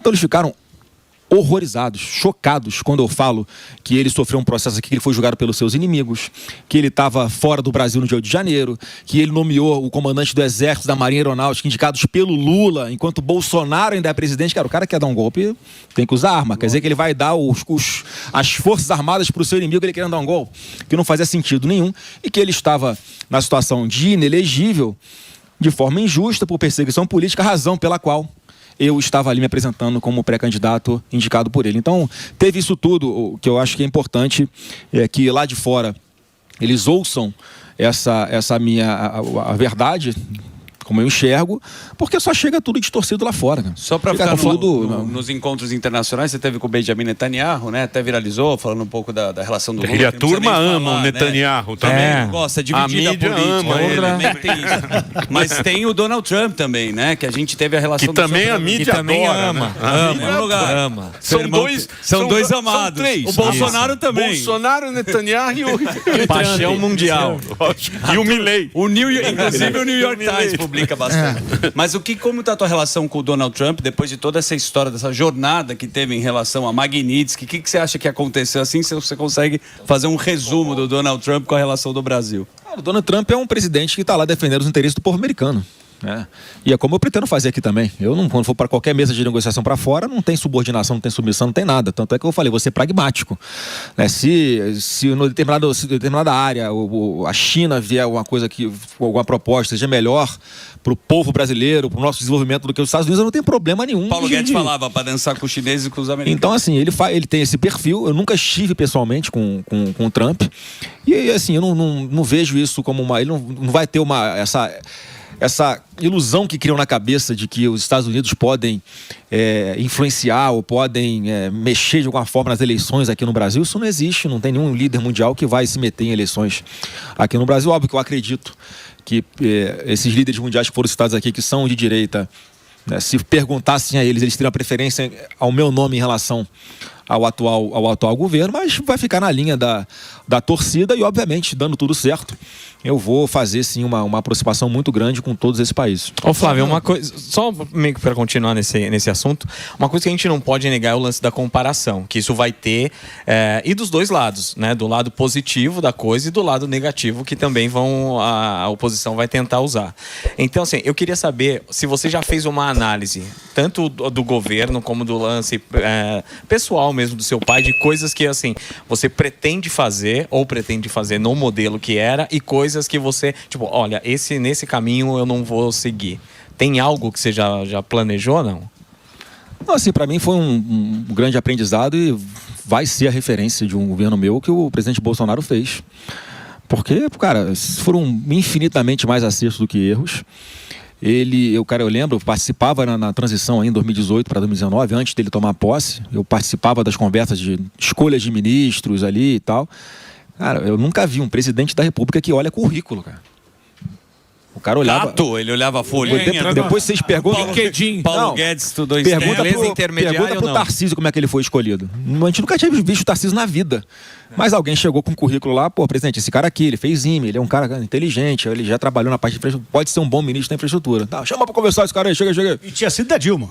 Não tinha sido, ele tinha sido o terceiro escalão do DENIT. Ele escolhia caras técnico. Aí foi um baita ministro. E assim em várias áreas, né? Então eu pretendo seguir essa referência dele, né? Mais uma vez, enxugar a máquina pública. Nós tínhamos 22 ministérios, depois passou para 23 e fez a independência do Banco Central. Se não fosse a independência do Banco Central que ele fez, o Brasil estava quebrado hoje, esquece. Sentando um político naquele lugar ali, já tinha dado na canetada e bagunçado tudo. Então, falando de independência, evidentemente você é a favor, e eu acho super importante, porque o Lula já sinalizou várias vezes, e eu acho que se dependesse dele, não teria independência. Outra coisa que foi um retrocesso no governo do Lula foi o fim do teto de gastos e a substituição pelo arcabouço fiscal, porque isso deixou muito mais permissivo uma gestão preocupante da economia. Você pretende voltar ao teto de gastos? Porque isso ajudou muito, ao meu ver, o país, e o arcabouço é um grande caminho para o buraco, sim. E também porque foi construído com base em uma meta fiscal lá inexistente, inexequível, né? Mentirosa, inclusive, o que não dava previsibilidade, né, para quem, para o mercado inteiro. Também. Então, assim, eles maqueiam de um jeito para poder ampliar o espaço no orçamento para aumentar gasto público, aumenta a arrecadação metendo imposto no lombo do trabalhador brasileiro, e sempre que aumenta a arrecadação, o cara aumenta gasto na proporção maior, quer dizer, a conta não vai fechar nunca. Mas assim, mais uma vez, eu não quero ficar entrando em detalhes do que eu vou propor, porque tem tanta gente ali que está estudando isso junto comigo, e que a gente vai começar a tomar decisões juntos para trazer a proposta concreta, mas assim, trazer previsibilidade, trazer as despesas para dentro do orçamento, né, e redução de carga tributária, redução de burocracia, modernização de um monte de coisa dentro do governo. O Bolsonaro digitalizou o governo, nós fomos o segundo governo mais digital do mundo. Você tem na palma da sua mão aqui no seu telefone celular um monte de serviço público que antes você tinha que ir lá. É isso aí. É isso aí mesmo. Burocracia. Aí no meio do caminho tem extorsão, tem problema, tem corrupção, demora. Então isso tudo que a gente tem que resgatar. Hoje, se você quiser fazer um empreendimento qualquer, sei lá, fazer um hotel em algum lugar, 10 anos para você conseguir botar de pé tanta licença, tanta exigência municipal, estadual, federal. Então assim, a gente conseguir concentrar isso tudo de uma forma moderna e digitalizada, eu não tenho nenhuma dúvida que vai chover investimentos aqui e a gente vai conseguir o objetivo final, que é o sonho da minha vida, cara. Eu quero fazer com que as pessoas não dependam de político nenhum nunca mais na vida para ter que levar comida para dentro de casa. Essa vai ser a minha mentalidade. Tudo que eu for propor na parte da economia, eu quero saber, cara, como é que isso aqui vai tirar o povo da pobreza? Como é que isso aqui vai fazer a pessoa caminhar com as próprias pernas? Como é que isso aqui vai fazer um pai de família, a mãe, levar dignidade para dentro de casa? Ô Bolsonaro, a gente saiu aquela pesquisa que o Brasil continua um dos piores países do mundo no quesito corrupção, né? Ainda tem espaço para o Brasil virar uma potência mundial? Total, Pablo. O que eu vi muito lá fora nessa viagem, inclusive, por que as pessoas não investem aqui no Brasil? A alta carga tributária, é uma insegurança jurídica absurda, instabilidade política e corrupção. Não, os caras não estão acostumados. Você imagina uma empresa japonesa aqui fazer Porra, Riachuelo foi pro Paraguai? Foi Lupo. A Riachuelo foi pro Paraguai. Riachuelo. A nossa energia Riachuelo. Então assim, dado assim, não vai ser fácil, não vai ser num passe de mágica, obviamente, né? Vamos ter que quebrar muitos ovos, vamos ter que fazer várias reformas. Né? Mas eu acredito que tem tudo para acontecer, porque a gente viu isso funcionar no governo do presidente Bolsonaro, cara. Mesmo com a pandemia, então, a roda estava decolando. Mas mesmo no PL, o PL parece meu condomínio. Putz, por quê? Porque cada um tem uma ideia, cada um quer fazer uma coisa. É um partido complicado, né? Mas todo partido tem problema. Fala um partido que não tem problema. O Partido Novo vota mais Bolsonaro do que o PL. Exatamente. Porque isso aí é fato. Porque é um partido menor, não é um partido grande. Então o partido grande tem essa, né? Você tem que ver, Emílio, como é que é a concepção do partido, como é que começou, né? Então o Novo, ele foi fundado com as pessoas ali que foram chegando já com aquele alinhamento. Que tem o mesmo pensamento. Proposta e valor. O PL não, a gente chegou lá, já tinha um passivo lá dentro. Né? Enfim, conforme passa o tempo, vai havendo um processo de depuração. Pô, quem quer ficar, beleza, quem não quer, vai para outro partido. A gente não vai encher o saco, né? Mas porque sabe que aqui no partido, no PL, a linha que a gente vai seguir é essa que a gente está falando de centro-direita. Mas é complicado lá? Claro que é complicado. Tem todos os interesses, todo mundo está preocupado com reeleição. Tem que ter muito voto, né? Você não consegue ter controle. Tem que ter mais voto que o Bolsonaro velho. O cara respeitar. Mas tá mais difícil ganhar no partido do que fora. Você vê. O Flávio, ninguém estava acreditando muito. Mesmo aqui, o cara vem, Flávio, hein? Flávio, sei não, Flávio, sei não. O cara chega e fala, Bota a musiquinha também do Flávio. Flávio. Aí, começa a sair pesquisa. Meu amigo, não, outra, aquela que eu tomo até um susto quando eu ouço às vezes, se estiver muito alto o telefone. Essa aí. Eu quero que vocês... Mas tem que botar já no refrão, né? Que você começa... Não sei o que fazer. Nessa não, pede pra botar outra. Qual que é a outra? É outra música. O filho do Bolsonaro. Essa é do... Mas enquanto eles estão procurando lá, Emílio, a gente, porra, óbvio que as pesquisas mostravam ali. Essa aí, ó. Bota o microfone aí. É bom que só nós estamos ouvindo. Cadê o microfone? Bota no começo. Aí deu a letra, a tropa já sabe quem é de verdade. A gente não abre o 01, tá pronto, assume a missão. Respeita a patente do novo capitão, não tem conversa torta. O papo é reto, o Brasil tá com ele fechado no teto. Flávio! Meio funk, né? Meio Funk, Os caras bebendo copão e... Sabor energético. Mas o que eu falei pro Tarcísio, logo foi uma das primeiras pessoas que eu fui conversar, depois que meu pai tinha tomado a decisão. Eu falava, Tarcísio, eu sei que você hoje está numa posição em pesquisa muito melhor do que a minha. Aí expliquei o cenário da estratégia de São Paulo e o reflexo disso nacional. E eu falei assim, Tarcísio, aposta numa coisa, cara. A hiperexposição que eu vou ter como pré-candidato, as pessoas vão conhecer um Bolsonaro diferente. Você me conhece, você sabe como eu sou. E eu sei que tem muita gente que na hora de escolher um candidato vai levar em consideração, né, a forma que eu falo, a minha postura, só que e tá dando certo, é isso que tá acontecendo, as pessoas estão me conhecendo. É que você é bonitão, vendo que... você é igual eu. Obrigado, eu sou lindo, eu ganho pela beleza. Charmoso. E eu tô a gente apostando ganha nisso. muito pela beleza. Charmosinho gaúcho. E pra mim é mais fácil porque o Jair Bolsonaro já abriu essa trilha no meio da selva, e o trabalho difícil, vamos dizer assim, ele já fez. Né? Não, o Bolsonaro é um cara legal. Pode falar o que quiser do Bolsonaro, mas quem conheceu o Bolsonaro assim, no particular, qualquer pessoa assim... A gente vai honrar ele, Emílio, pode ter certeza. O cara, a gente gente boa, vai honrar esse cara que o velho Bolsonaro. não merece estar passando pelo que está passando. Mas ele levou muita gente, né? E a gente tem um termo aqui que é pular do cavalo. Teve várias pessoas que usaram o nome do Bolsonaro. Mas vou te falar uma coisa, sem querer, o meu pai fez uma coisa, que até no livro que eu tô lendo, que fala da liderança de alto nível, né? Sem querer, como é que ele fazia? Cara, ele tem um coração tão grande. E ele pega na mão das pessoas porque acredita naquele momento. Cara, ele faz, voa sozinho. O que a pessoa vai fazer depois, cara, se ela vai trair, se ela vai se manter leal, se ela vai ficar mais ou menos, cara, não é problema mais dele. Ele fez a parte dele, fiz minha parte aqui, tentei construir uma base de pessoas que pensassem como mim. A pessoa me enganou, tá bom, me enganou uma vez, não engana mais. E a resposta vem na urna na eleição seguinte, entendeu? Eu acho que é isso que dá uma tranquilidade também para ele saber que ele fez de bom coração. Exato. Ele fez sem esperar nada em troca. Então acho que assim ele acertou. Vereador, eu falei. Porque no final das contas tem que combinar com o povo. É lógico. É isso que é o negócio. Que tem que é claro. Pra rua e... claro. Flávio, qual que vai ser o papel dos seus irmãos na sua campanha, né? Porque a gente viu o Carlos sempre muito próximo ao seu pai, dando pitaco e tudo mais. Qual que vai ser a função deles ali para te ajudar aí nesse projeto aí da campanha?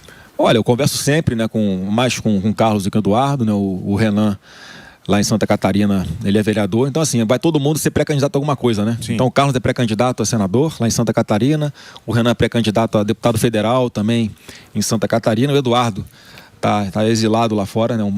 Mais um perseguido político que está longe da família por causa da lawfare, da perseguição que existe aqui hoje. A Michele, que tu indica, também é pré-candidata a senadora no Distrito Federal. Então acho que vai ficar mais ou menos cada um me ajudando dentro da sua... Você viu a pesquisa aqui no São Paulo, da sua né? área e na internet senador. Também, né? Do que? Não. Qual foi? Conta pra mim. Haddad e a nossa querida Marina. Aqui. Que Marina? Vocês dão risada. Não, eu dou risada de nervoso. Aqui tem nome. Aqui todo mundo fala, esse velho aí. Não falo não. Eu acredito no que você fala e anoto. Vê aí, ó. Vê a pesquisa. Eu anoto. Note. Eu e o Sami ficamos uma madrugada inteira. Mas você quer fumando e foto da Sidney Sweeney. Nós já sabemos quem vai ser o próximo presidente. É que eu não vou falar agora, porque senão vão falar que é fake news. Estragar o jogo. Os caras vão me encher o saco. O pai de vou ver o cara mexer.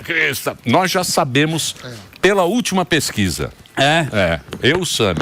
Ele falou que ele tem o grupo. É o grupo do Telegram. Mas, Emília, essa questão de senador aqui, pode ter certeza que quando começar uma campanha mais aberta, mais declarada, você, né, tendo o Tarcísio, um candidato forte ao governo, ele apoiando os 2 candidatos ao Senado, eu aqui como pré-candidato a presidente, também apoiando esses nossos 2 candidatos ao Senado, o cenário vai mudar. E como é que você vai trabalhar na internet? Diz que o Marçal tá no... Porque aqui, ó, o partido tem gente trabalhando aqui, ó. Todo dia eles entram. Eu sei que tem aí uma equipe em Brasília. Tem uma firminha. Tem uma firma. A gente já descobriu aqui. A gente já descobriu a firma. Sabe até os logins aqui. Ó. Isso, a gente já tem uma... Mas tá aqui nessa sala, não? Opa. Não. Eles entram aqui no 24. Online. Porque o que a gente tem? A gente é democrata. E o governo, para mim, uma democracia é o governo que deixa falar mal. Deixa xingar, inclusive. Deixa xingar, um xinga daqui, outro xinga de lá. É assim que é democracia, não é isso? Lógico. O que é democracia? Você pode dar sua opinião. Você dá a sua opinião, o cara dá a sua outra opinião. Xinga o briga Flávio, com o cara, xinga com o Flávio, não sei isso aí. Analisa o xingamento. E aqui eles têm uma equipe agora que eles entram, porque a gente ganha da Globo. Nesse momento a gente está ganhando de lavada. Não é fácil. 7-1. Aí o que acontece? Eles falam, opa, não pode ser assim. Então eles ficam destruindo a gente. Só que nós somos tão bons que nós fazemos com que eles joguem do nosso lado. Exato. Então eles passam a amar a gente. Falam, eu era esse cara, são lindos. Vocês são tão lindos, vocês são tão verdadeiros. Os caras xingam e falam que a gente é lindo, a gente não entende como. Você acha que a distribuição do amor. Isso. Você acha que você vai conseguir fazer isso na rede social também? Que é muita briga, né? Quem que vai trabalhar na tua rede social? Não, tem um time que já trabalha para mim, faz um trabalho excepcional, né? E na campanha vai ter mais gente, obviamente, para ampliar esse time com estratégia e tal. Mas da minha parte, na minha rede social, você vê, cara. A pessoa só bloqueia aquela pessoa também que vai no. Vai na família, vai não sei o que. Aí eu tô vendo que muitas vezes é robô, né? Que os caras criam robôs agora pra caramba para ficar agindo em rede social. Mas também aceito crítica numa boa, não tem problema nenhum com isso. Como é que vai ser a legislação, será, para. Que agora, e evidentemente os outros candidatos vão estar aqui, porque agora a gente não está na lei dos candidatos, mas quando tiver na lei, a gente convida todos os candidatos, todo mundo aqui para participar, para trocar uma ideia. Tem camarim e tudo mais. Como é que vai ser Você já está por dentro ou não? Estou por dentro, vai ser cheio de restrição, como já foi em 2022. Assim, eu espero que o TSE, como órgão que vai monitorar isso tudo, tenha também uma equipe com resposta rápida. Porque, mais uma vez, da nossa parte, a gente começa fazendo sempre mostrando propostas, né, o que a gente pensa sobre o Brasil, apontando os erros do atual governo. E, historicamente, é inegável, a extrema esquerda e a esquerda não tem limite para inventar mentira, para te atacar com coisa que não existe, para te xingar, para jogar fora das 4 linhas, né, fora de respeitar a legislação eleitoral. Então a gente tem que ter um time preparado também para dar essa pronta resposta, né, mas da minha parte, pelo menos, né, Flávio Bolsonaro, o que eu vou fazer é igual vocês fazem aqui. O cara o cara provocou, os caras provocam para ter uma reação sua, para que você perca a razão. Então, assim, eu estou preparado com a mentalidade bem forte aqui, para saber receber as provocações e responder de uma forma firme e à altura, sem perder a linha. Senhor, dá que eu te dou outra. Fazer o break. Fazer o break. Como é que tá aí, Dedê? Dedê tá feliz, olha lá. Voando. Todo mundo feliz. Eles gostam de ganhar na audiência, né? É isso. Audiência. Do jeito que você tá subindo, você também tá com um risinho de quem tá subindo. Ele tá sorridente. Ele tá feliz com também. Sorrisinho. Esse sorrisinho aí, sorrisinho de candidato. O Jornal Nacional. O Jornal Nacional. Tem que ir boa. Flávio Bolsonaro subiu uma assustadora. Como é que seria o Jornal Nacional após o resultado da eleição? O Jornal Nacional resultado da eleição. Saiu agora o Ibope. É triste. O Quest. Mas posso falar? O cara fala pra dentro. Bolsonaro sobe um pouco na audiência. Fala Vamos bastante. fazer o break, Reginaldinho. Vamos fazer o break pra Rede Rádio. Pra você seguir aqui o Flávio. É Flávio Bolsonaro. É só Flávio. Meu amigo Flávio. Flávio Bolsonaro. Só @Flávio Bolsonaro tem um negocinho azul para você seguir e brigar muito com ele lá. Tá ao vivo aqui no Pânico, na Jovem Pan. Gente, volta já já. 01 é o Sami que fez essa. A gente continua nas plataformas aqui. Sami, tem pergunta? Tenho uma pergunta. Então vai. Senador, teve o caso, você teve as investigações das supostas rachadinhas, foi finalizado o processo, mas é muito provável que esse assunto volte na campanha. Para alguns, o caso já está resolvido, você já prestou o que deveria. Para outros, queriam mais explicações, inclusive pedindo para você abrir dados financeiros. Quando o tema surgir, qual que vai ser a sua postura? Você acha que já esgotou? Você pretende acho que assim, importante falar, eu vou falar sempre e te agradeço a oportunidade de estar falando aqui para tanta gente sobre essa pauta, porque é muito simples, Sami. A minha vida foi investigada 11 anos para trás. Ouviram mais de 40 pessoas que já tinham trabalhado comigo. 11 anos para trás, a minha e de assessores. Reviraram minha vida do avesso. Encontraram nada. Meu patrimônio compatível com a minha renda. E muita gente não sabe. Nunca houve sequer um processo criminal contra mim. Nunca foi iniciado um processo criminal contra mim. Então você vê como é que a quantidade de espuma que foi feita nesse período, como é que acaba desgastando a imagem. E outra coisa que sempre falam também, que eu vou aproveitar essa oportunidade para falar aqui também, não, mas aí reviraram a minha vida pessoal, minha vida das minhas empresas. Você imagina, eu vou lavagem de dinheiro na franquia, né? Muito inteligente. A mansão de 6 milhões. A mansão que eu peguei um financiamento no banco. Porra, é impressionante como é que conseguem transformar algo normal, legal, né, com justificativa de patrimônio em algo criminoso.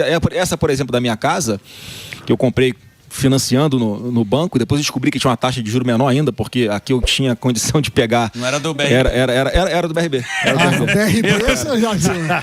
Mas depois descobri que pela minha capacidade financeira, então não podia pegar uma prestação com juros menores, mas uma deputada do DF entrou com uma ação contra mim e perdeu, foi arquivada a ação. Quer dizer, as coisas, eles entram com as ações ou iniciam uma investigação para gerar o desgaste. Então assim, mais uma vez, esse assunto de rachadinha, de que não existe mais, foi tudo arquivado, nunca iniciou um processo criminal contra mim e foi o maior atestado de idoneidade que eu tenho. Porque reviraram 11, imagina se pega tuas contas bancárias, tudo quebra 11 anos para trás, você tendo que explicar os R$100 que você passou no cartão de crédito no restaurante, né, com quem que estava, que situação que foi.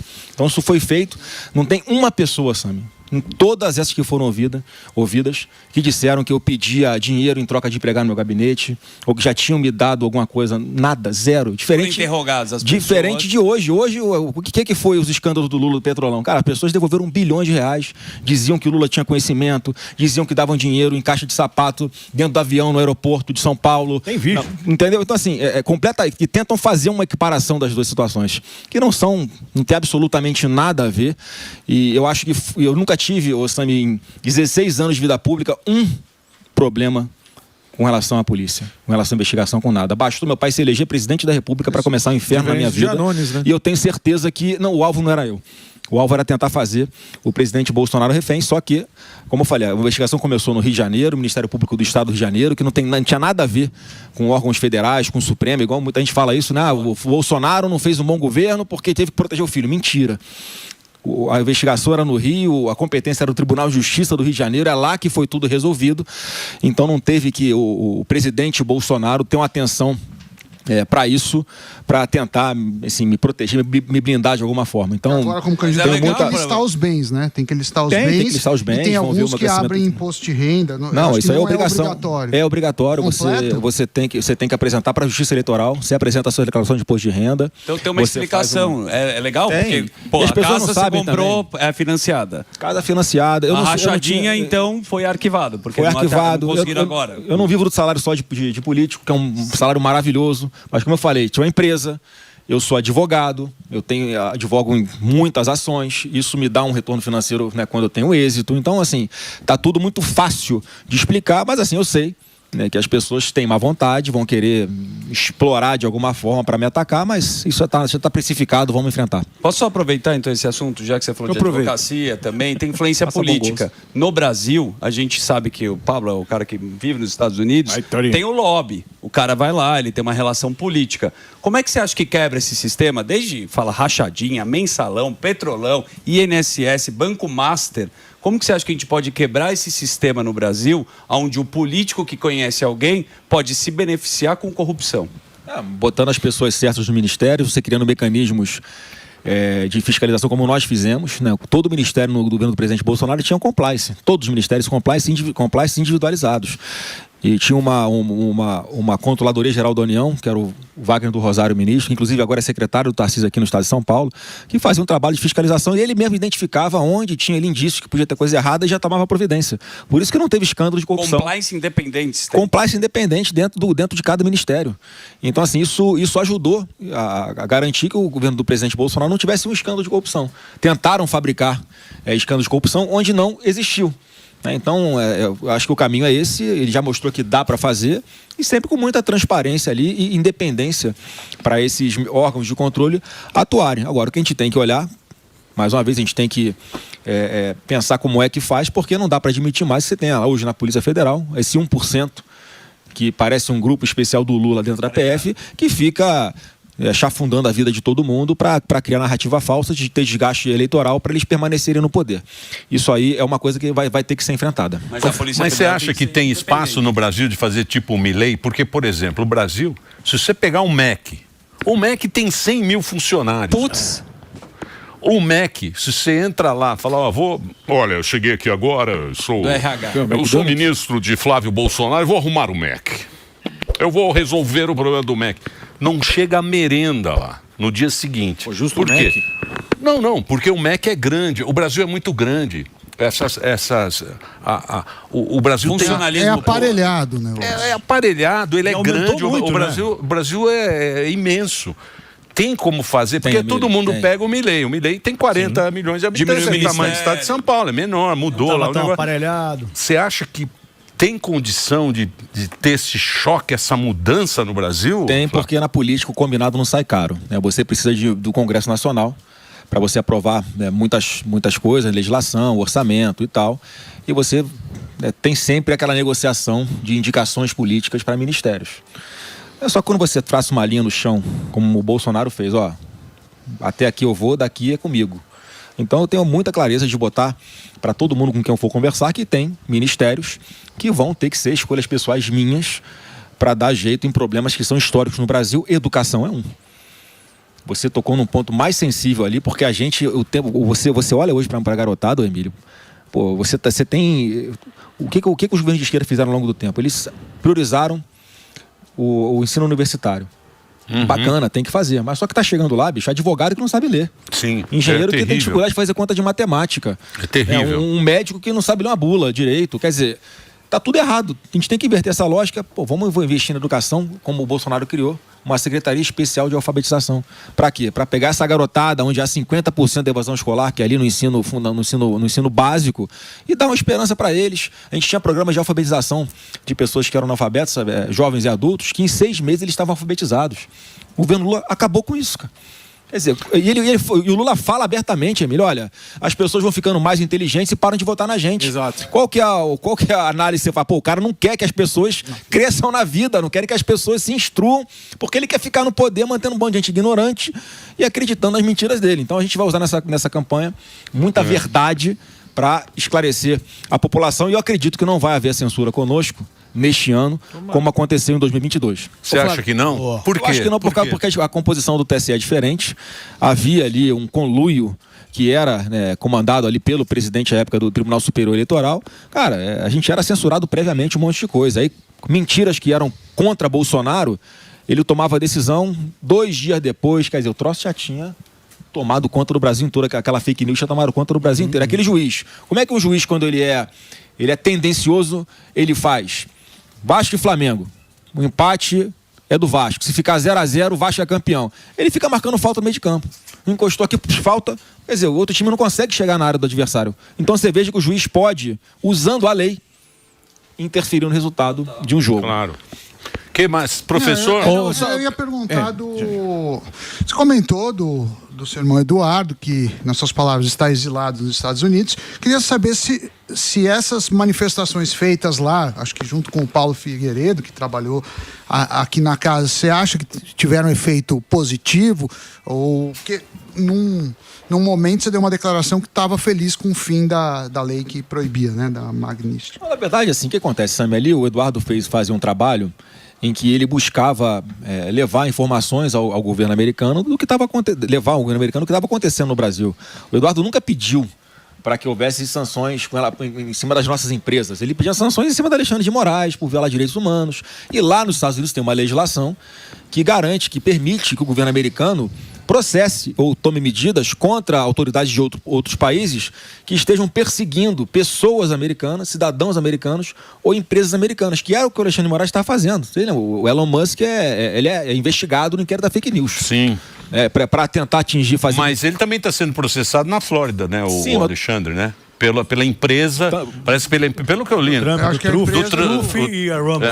Então, só para responder o Sami, o Eduardo nunca buscou sanções a empresas brasileiras. Quando vem a notícia da sobretaxa de 40% sobre os produtos exportados do Brasil para lá, foi uma surpresa para todo mundo. Né? Então, enfim, agora as coisas aconteceram, já aconteceram. E o Eduardo, para mim, tem um papel, Sami, fundamental, porque as pessoas não têm noção de como é que ele, nesses últimos 7, 8 anos, ele construiu relações pessoais, inclusive, com chefes de Estado, seja na América, seja na Europa, né, seja no Oriente Médio. Portanto, a pessoa que consegue conversar com todo mundo, ser recebido por essas pessoas com todo respeito, consideração, e isso abre uma oportunidade infinita para que as relações entre o Brasil e esses países possam ser aprimoradas. Então, fazendo aqui essa defesa do Eduardo, é uma pessoa muito capaz, competente, poliglota, e que pode sim ajudar muito a gente, o Brasil aqui, no governo nosso na frente. Matos, que é nosso querido do jornalismo. Olha que elegante. Jovem Pan, é um cara elegante, né? Eu ouvi gravata. Seus papinhos assim, eu não quero igual mendigo. Já ouvi ele antes de trabalhar aqui. O que você quer saber aqui do Flávio? O Flávio, a gente percebe o seguinte, até o Amílio falou, quando você foi colocado naquele momento, parecia que o momento não era do Flávio, era do Tarcísio, né? Houve a reação do PP, o Ciro Nogueira, recentemente o Kassab falou, olha, o Tarcísio ele precisa ser leal, mas ele não pode ser passivo, né? Então, um questionamento ainda em relação à sua candidatura. E a gente observa que a partir do momento que existe uma certa firmeza que você vai ser o candidato, há reação já nas pesquisas, mas ao mesmo tempo, como é que vocês vão caminhar? Porque, claro, vocês não podem abrir mão do PSD, do PP, nessa aliança aí. Quer dizer, está mais definido isso? Bom, a gente não pode abrir mão da aliança com quem vai escolher, né, quem vai ser o próximo presidente do Brasil, que é com o povo. É óbvio que, como eu falei aqui, é importante que mais partidos estejam junto com a gente nesse projeto, porque isso dá uma capilaridade para a campanha. Né, você tendo candidatos de outros partidos, como está colocado aí, parece que o Caiado, que deve ser o candidato pelo PSD, é mais uma campanha. Caiado é 2%. Mas o ponto Caiadão, não é esse. Mas ele é articulador. O Caiadão é bonito, igual nós. Mas é uma voz linda. E fala bem também. Voz de veludo. E tem aquela voz do Caiado, fala. Aquele uísque sem gelo. Mas é 2%. Não, mas é um candidato que vai, obviamente, durante a campanha eleitoral, apontar para os erros do PT também, participar dos debates ali, uma espécie de enfrentamento ao atual governo. Então, não acho isso negativo. Então, e cada partido tem a liberdade de indicar seus candidatos, né? O PL colocou o seu, o PSD está colocando o dele, o Novo colocou o dele, o Zema é um pré-candidato também colocado pelo Novo. Então, União e Progressistas estão vendo o que fazem. Tem outros partidos também que a gente está conversando que têm interesse de estar perto de nós. Mas eu compreendo naquele momento, foi em 5 de dezembro do ano passado, quando eu comunico a decisão que tinha sido tomada pelo meu pai. A carta veio depois, no dia 25 de dezembro, porque muita gente não estava acreditando, né? E como se eu fosse ali que estivesse falando em nome dele sem ter autorização dele. Eu jamais faria isso. E eu concordo que naquele momento, quando a Bolsa sobe, 3 pontos naquele dia, né? Num dia, né? Um hecatombe. Porque qual é a preocupação de todo mundo? Isso que as pessoas têm que entender, que isso nos une. Qual é a preocupação de todo mundo? A gente não pode correr o risco de mais 4 anos de PT. Alternância de poder. Então, o mercado, quando reage, a política, quando reage, é porque, mas o Flávio é um candidato que, pelo que a gente está vendo aqui hoje, nas pesquisas, é mais difícil ele ganhar do Lula do que o Tarcísio. Então, o raciocínio era esse. Estava correto. Só que eu sei o que eu estou fazendo, eu tenho responsabilidade, eu sei onde eu vou chegar, porque isso aqui é projeto de Deus, não estou fazendo por coisa pessoal. Se não era candidato a senador de novo no Rio, ficava tocando a minha vida como eu estou tocando hoje, que eu estou muito bem. Mas estou indo para uma missão que não vai ser fácil, estou disposto a enfrentar essa máquina de moer reputação que vão ligar contra mim, essa pancadaria que vai ser a campanha no meio digital, porque eu sei o que eu estou fazendo, eu sei onde a gente vai chegar, eu confio na decisão que o presidente Bolsonaro tomou, ele me conhece como ninguém. Então sabe que eu sou capaz, sabe até onde eu posso chegar. Então, e agora, passados 2 meses e pouquinho, está todo mundo já mudando. Ou 90% já mudou. Sobre essa desconfiança, sobre essa incapacidade. Ontem a Bolsa bateu 190 mil pontos com você falando. Foi culpa minha? Também. Se a bolsa cai, é culpa minha. Se a bolsa sobe, tem que ser minha também, né? Tem, mas o mercado financeiro faz isso, né? Você sabe, né? Ou o mercado se adapta, ou o mercado, como a gente fala na Faria Lima, tem que conversar com eles. No passado lá recente, a gente teve a carta da democracia de muita gente que é da Faria Lima. Que fez o L embaixo da mesa. Eu vou falar quem foi. Fez dá os nomes aí, Sam, dá os nomes. Embaixo da mesa. Sabe que a turma se juntou. Passar a lista, porque você nem imagina. Mas tá mais eu tenho esse perto do que questionamento. você pensa. Porque, Emílio, a gente conhece os bastidores Eu sei da Jovem Pan. Muitos. Muita gente da Outro Jovem vai Pan. falar o nome Fez da o L gente. embaixo da mesa gostosamente. Estava na Paulista comemorando. Aproveitando a Faria Lima, a gente sabe que você tá tendo uma iniciativa de sentar agora com a turma. É a XP, o BTG, o Furla, André Esteves, essa turma que também dita o Brasil. Juros altos e a gente tem uma inflação. Uma bucha, quem pegar essa cadeira vai ter. Qual é a tua conversa com a Faria Lima? Que a gente não foi nas palestras da XP nem do BTG. O que você tem conversado com eles? Porque, de certa forma, né, Pablo, tem que convencer a turma do investimento, né? É isso. Ontem teve no evento. O que você fala? O que você tem que falar? Mas eu tenho falado dessas linhas gerais, né, que a gente vai seguir. O que dá previsibilidade para eles? É eu dizer, que é o que eu vou fazer, é dar continuidade ao que o Paulo Guedes começou no governo do presidente Bolsonaro. É a mesma linha. É a mesma linha de equilíbrio fiscal, de gastar menos do que você arrecada, de você é essa linha. Esse foi um aspecto. O outro aspecto, que naquele momento que eu comecei a circular, porque as pessoas não estavam acreditando que eu ia sustentar uma candidatura até o final, até porque foi uma entrevista que eu dei na saída da igreja, a imprensa estava toda lá, que eu falei, eu tenho um preço para desistir. Eu falei que o preço era o presidente Bolsonaro ser o candidato, quer dizer... E se acontecer isso hoje, o presidente Bolsonaro vai estar elegível. Eu saio feliz da vida, sou candidato ao Senado. Né? Mas não é o cenário que a gente está vendo. Então a única possibilidade seria essa, ele está elegível, concorrendo e tal, mas a gente está vendo que a chance disso acontecer é próxima de zero. Então é óbvio que a minha candidatura estava mantida. Então, naquele momento, eu queria passar essa certeza, eu queria que essas pessoas ouvissem de mim, porque eles têm influência no país inteiro. São as pessoas, né, que emprestam dinheiro para quem vai gerar emprego. Então, óbvio que é importante conversar com essa galera. E me fala uma coisa, como é que está o Eduardo? Qual é a situação do Eduardo hoje? O Eduardo, ele tá tocando a vida dele lá. Óbvio que ele queria estar aqui com a gente. Sempre que eu posso, eu dou um pulo lá para matar a saudade dele, da Heloísa, do GG daqui, que é os filhos dele, né? Mas ele, assim, ele tá se articulando lá para conseguir, né, ter um ganha-pão, poder ter uma renda, que ele tá sem salário. Ele tiraram o mandato dele de deputado federal, né, por questão de falta. E ele tá bem consciente que ele tá preparado para ficar o tempo que precisar, enquanto a gente não normalizar a situação de todo mundo aqui no Brasil. Né? E eu espero que Deus me dê a oportunidade de também resolver essa questão das pessoas que foram perseguidas politicamente aqui, que estão fora do Brasil até hoje, para que possam voltar para suas casas e voltarem às suas vidas normais. Obviamente que isso é uma coisa que vai estar... O Trump deu perdão, né, para aquelas pessoas lá do 6 de janeiro deles, lá, de 2 anos antes. O perdão eu acho que... O perdão aqui com o Daniel Silveira não funcionou. Não, porque aqui é vingança, é um negócio tão descarado. Eu acho que a ferida aqui, a segurança de quem cometeu esses abusos, as perseguições contra tanta gente, eles estão muito seguros ainda. Então você vê, como é que pode, isso tem que ser falado. Eu falo do divã que a gente vai enfrentar na campanha, isso tem que ser falado, não tem nenhuma lógica. A gente está discutindo um projeto de anistia lá no Congresso Nacional, o ministro Supremo passar a mão no telefone, ligar para o deputado e ameaçar, esse texto eu não quero. Pô, que isso, cara? Um judiciário interferindo dessa forma dentro do legislativo, a competência é nossa. Quem pode tratar de anistia é o Congresso Nacional. Se vai ser inconstitucional, se não vai, depois eles decidem, depois tiver o texto pronto aqui, enfim, só para te dar um exemplo, né, de que a gente não pode se acostumar com esse tipo de coisa, mas eu estou muito confiante que a gente consiga eleger também um Congresso Nacional muito alinhado com o que a gente está pensando em fazer para o Brasil. Isso certamente vai normalizar as coisas e mais. A minha eleição vai acabar com a polarização. Porque acabou. Isso é mais difícil. Vou falar por quê, Sandro. E o negócio da idade? O Lula acabou, rapaz. Qual outra liderança que a esquerda tem? O Lula é o calango. Depois dessa eleição... O Lula é o calango. Eu já falei, olha só. Cuidado. O povo brasileiro vai aposentar o Lula E o Lula pode ter certeza que no nosso governo não vai ter ninguém roubando INSS, ninguém vai roubar sua aposentadoria. Mas o povo brasileiro vai aposentar o Lula.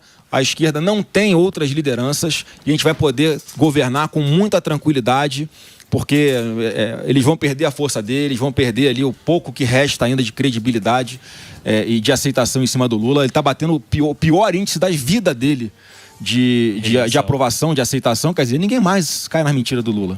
É muito tempo, né? O meu sonho era o café da manhã. Eu vou dizer uma coisa pra você. Se eu sou você... você. Se eu fosse o Lula, vai. Certo, tá. Se eu fosse o Lula, eu ia lá...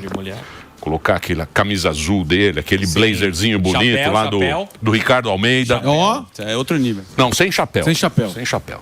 E ela vai falar: povo brasileiro, eu já devolvi a democracia para este país maravilhoso.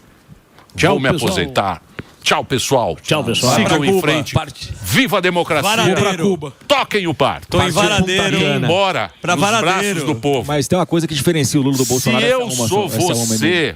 Se eu sou você, eu ia Rio de Janeiro, Senadão, 8 anos. Salário bom, salário bom. Vou falar pra você, o Senado Passaporte. é o céu na terra. Sim. É melhor que a 8 presidência. anos, tranquilo. 250 Não pau fica de fazendo vale Ia reunião. ter muito voto, viraria presidente do Senado. Pode me trazer as pautas. Você fala, essa vai, Essa não, hoje não. essa não. Arquiva uma e guarda Hoje outra. sim, hoje não. Você tem Essa eu também não quero. Senta em cima. Estas, porra, Flávio.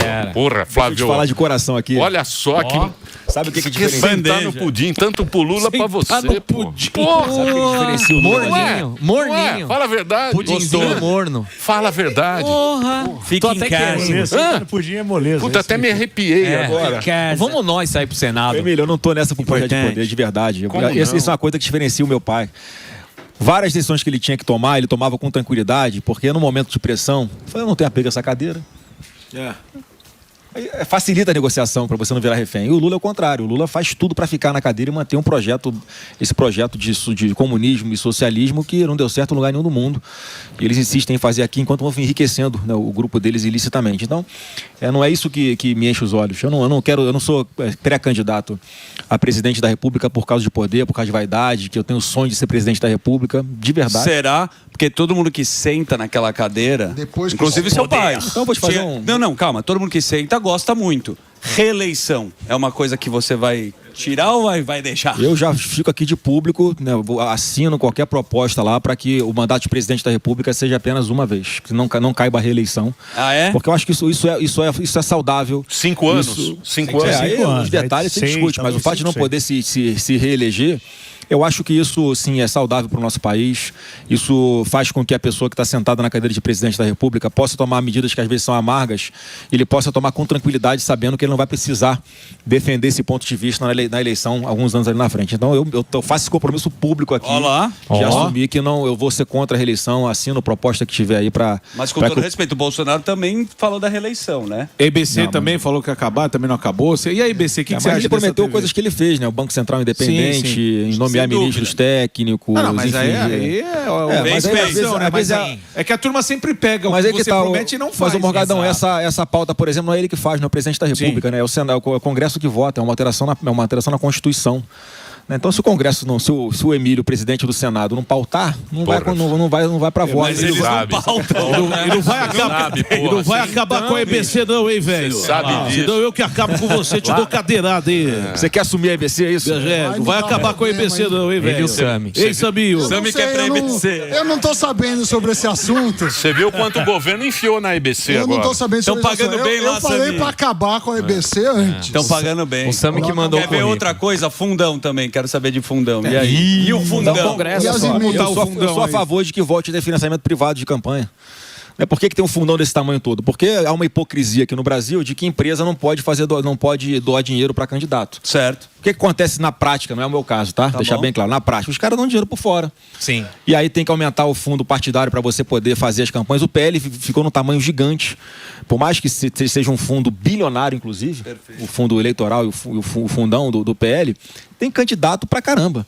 Não dá para financiar a campanha de todo mundo. Vamos ter que buscar o financiamento de pessoas físicas, né? Você não pode ter o financiamento de empresas na campanha. Então, acho que hoje o valor é exagerado, é uma coisa que é para se discutir, mas para reduzir esse valor e ficar em algo aceitável, porque hoje é um escândalo o valor que é deixado para esse fundo, você tem que reabrir a possibilidade de você receber doações também de empresa. Eu acho que é uma coisa que a gente tem que encarar em algum momento, porque óbvio que donos de empresas que são pessoas físicas de pele e osso têm os interesses da sua empresa, claro, que precisam ser batalhados, defendidos dentro do Congresso Nacional. Quando você tem uma reforma tributária que vai impactar o setor de serviços, por exemplo, vai ter uma pressão daquelas pessoas que vão sofrer, vai piorar a vida delas com aquela alteração legal que está sendo discutida no Congresso Nacional. Então, essa pessoa, se tivesse a forma de financiar, a empresa dela financiar os candidatos dela, ela já poderia ter mais parlamentares defendendo os interesses dela lá dentro do Congresso Nacional.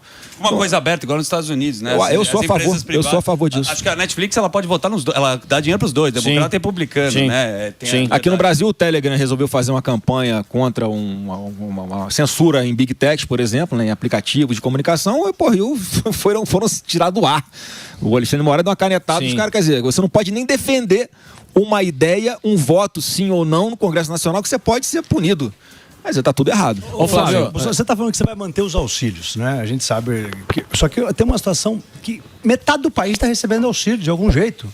113 milhões de pessoas estão recebendo dinheiro do governo e acabam não trabalhando. Não podem trabalhar porque senão param de receber os auxílios. E o país está travado nessa situação onde quem quer contratar, ou contrata por fora porque a pessoa não quer perder o auxílio, ou a pessoa pensa duas vezes antes de trabalhar porque é melhor receber auxílio sem trabalhar. Como é que a gente sai dessa encruzilhada? Eu acho que a gente tem que garantir que essas pessoas vão continuar recebendo o auxílio delas porque precisam e tem que deixar uma porta de saída. Então, por exemplo, se a pessoa conseguiu um trabalho de carteira assinada, ela não vai perder imediatamente o Bolsa Família dela. Ela continua recebendo um pedaço disso mais um ano, 2, estabilizou no emprego, para de depender daquilo. É um caminho. O outro caminho que eu acredito demais, o Pablo, é quando a gente cria um ambiente de negócio favorável para ver investimento e empreendimento no Brasil, isso vai abrir uma demanda de preenchimento de vagas de trabalho absurda. Aumenta o salário, né? E aí a pessoa vai começar a fazer conta. Pô, eu ganho R$600 aqui. Hoje, com o Lula... é importante sempre lembrar que foi o presidente Bolsonaro que passou o Auxílio Brasil na época, né, que é o Bolsa Família, de no mínimo R$600. A gente ganhava R$45, em média era 190, passaram a ganhar no mínimo R$600. Mas esses R$600 naquela época lá da pandemia dá para você levar uma comida para casa. Claro. Hoje já compra bem menos. Então o poder aquisitivo do brasileiro está deteriorando de uma forma tal que as pessoas vão tendo a oportunidade de trabalhar em algum lugar, elas vão abrir mão do Bolsa Família. Eu acredito nisso.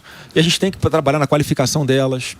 A gente pode montar um grande banco de dados aqui nacional e compartilhar como se fosse uma central de currículos, que a pessoa, mais que não tenha formação, mas tem experiência em trabalhar em algum setor, a gente monte um sistema com inteligência artificial, que a pessoa saiba onde, perto da casa dela, tem oportunidade de emprego com o perfil dela. Então o governo pode ajudar essa pessoa a caminhar com as próprias pernas. Então, se você cria um ambiente de negócio para ver os investimentos, vai ter essa necessidade de contratação de pessoal, a pessoa vai fazer conta. Pô, meus R$600 não está dando mais para comprar, né, o pão aqui, o arroz, o feijão, e tem uma vaga de emprego aqui do lado que eu vou lá virar uma laje, eu vou lá, pintar uma casa, eu vou trabalhar de manicure, eu vou, trabalhar na padaria, vai me dar...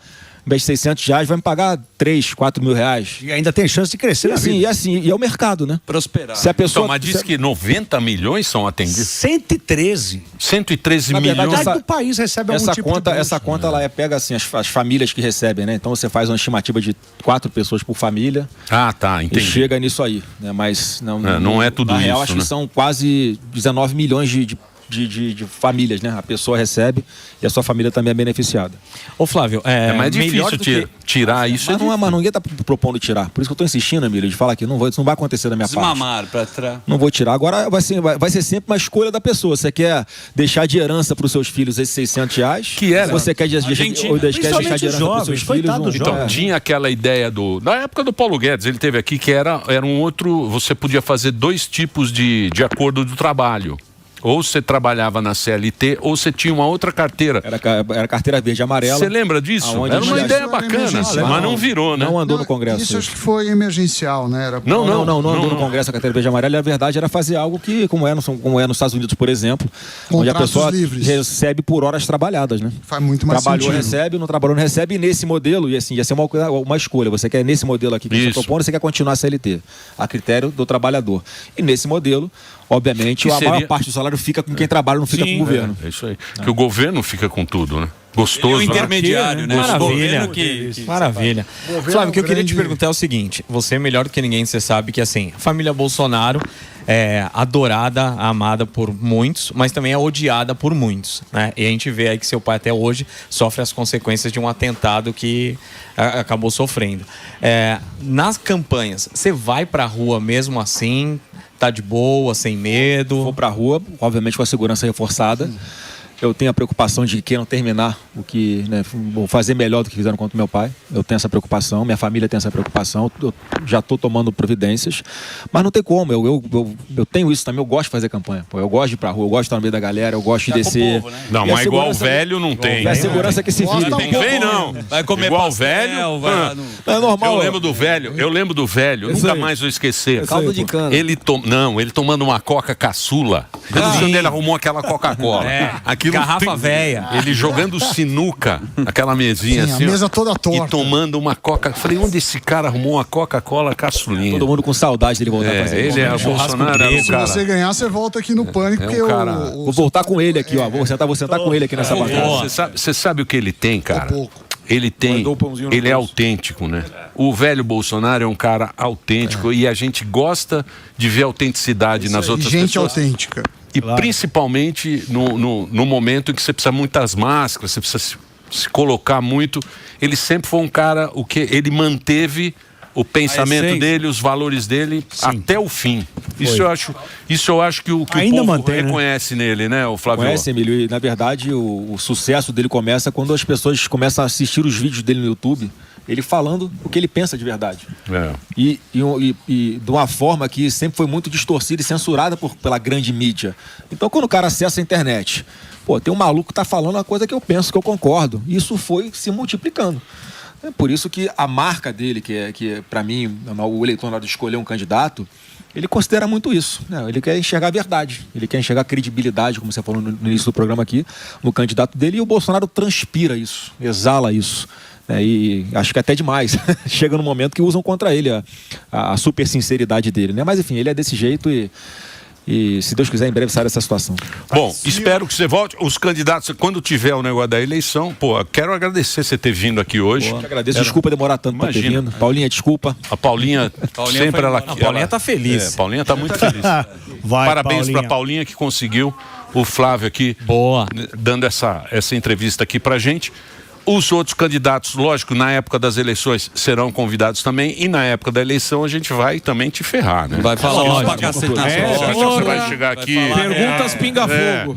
Vai ser... Não vai ser essa, tão elegante quanto na frente. Não vai ser esse café com bolo, né? Na frente a gente é agradável. É isso aí. Obrigado pelo convite aqui. Nós vamos mostrar a música Meu Amigo Boulos. Vai ter que restabelecer a verdade nesse país aqui. Todos serão chamados aqui. Flávio Bolsonaro conversou com a gente hoje.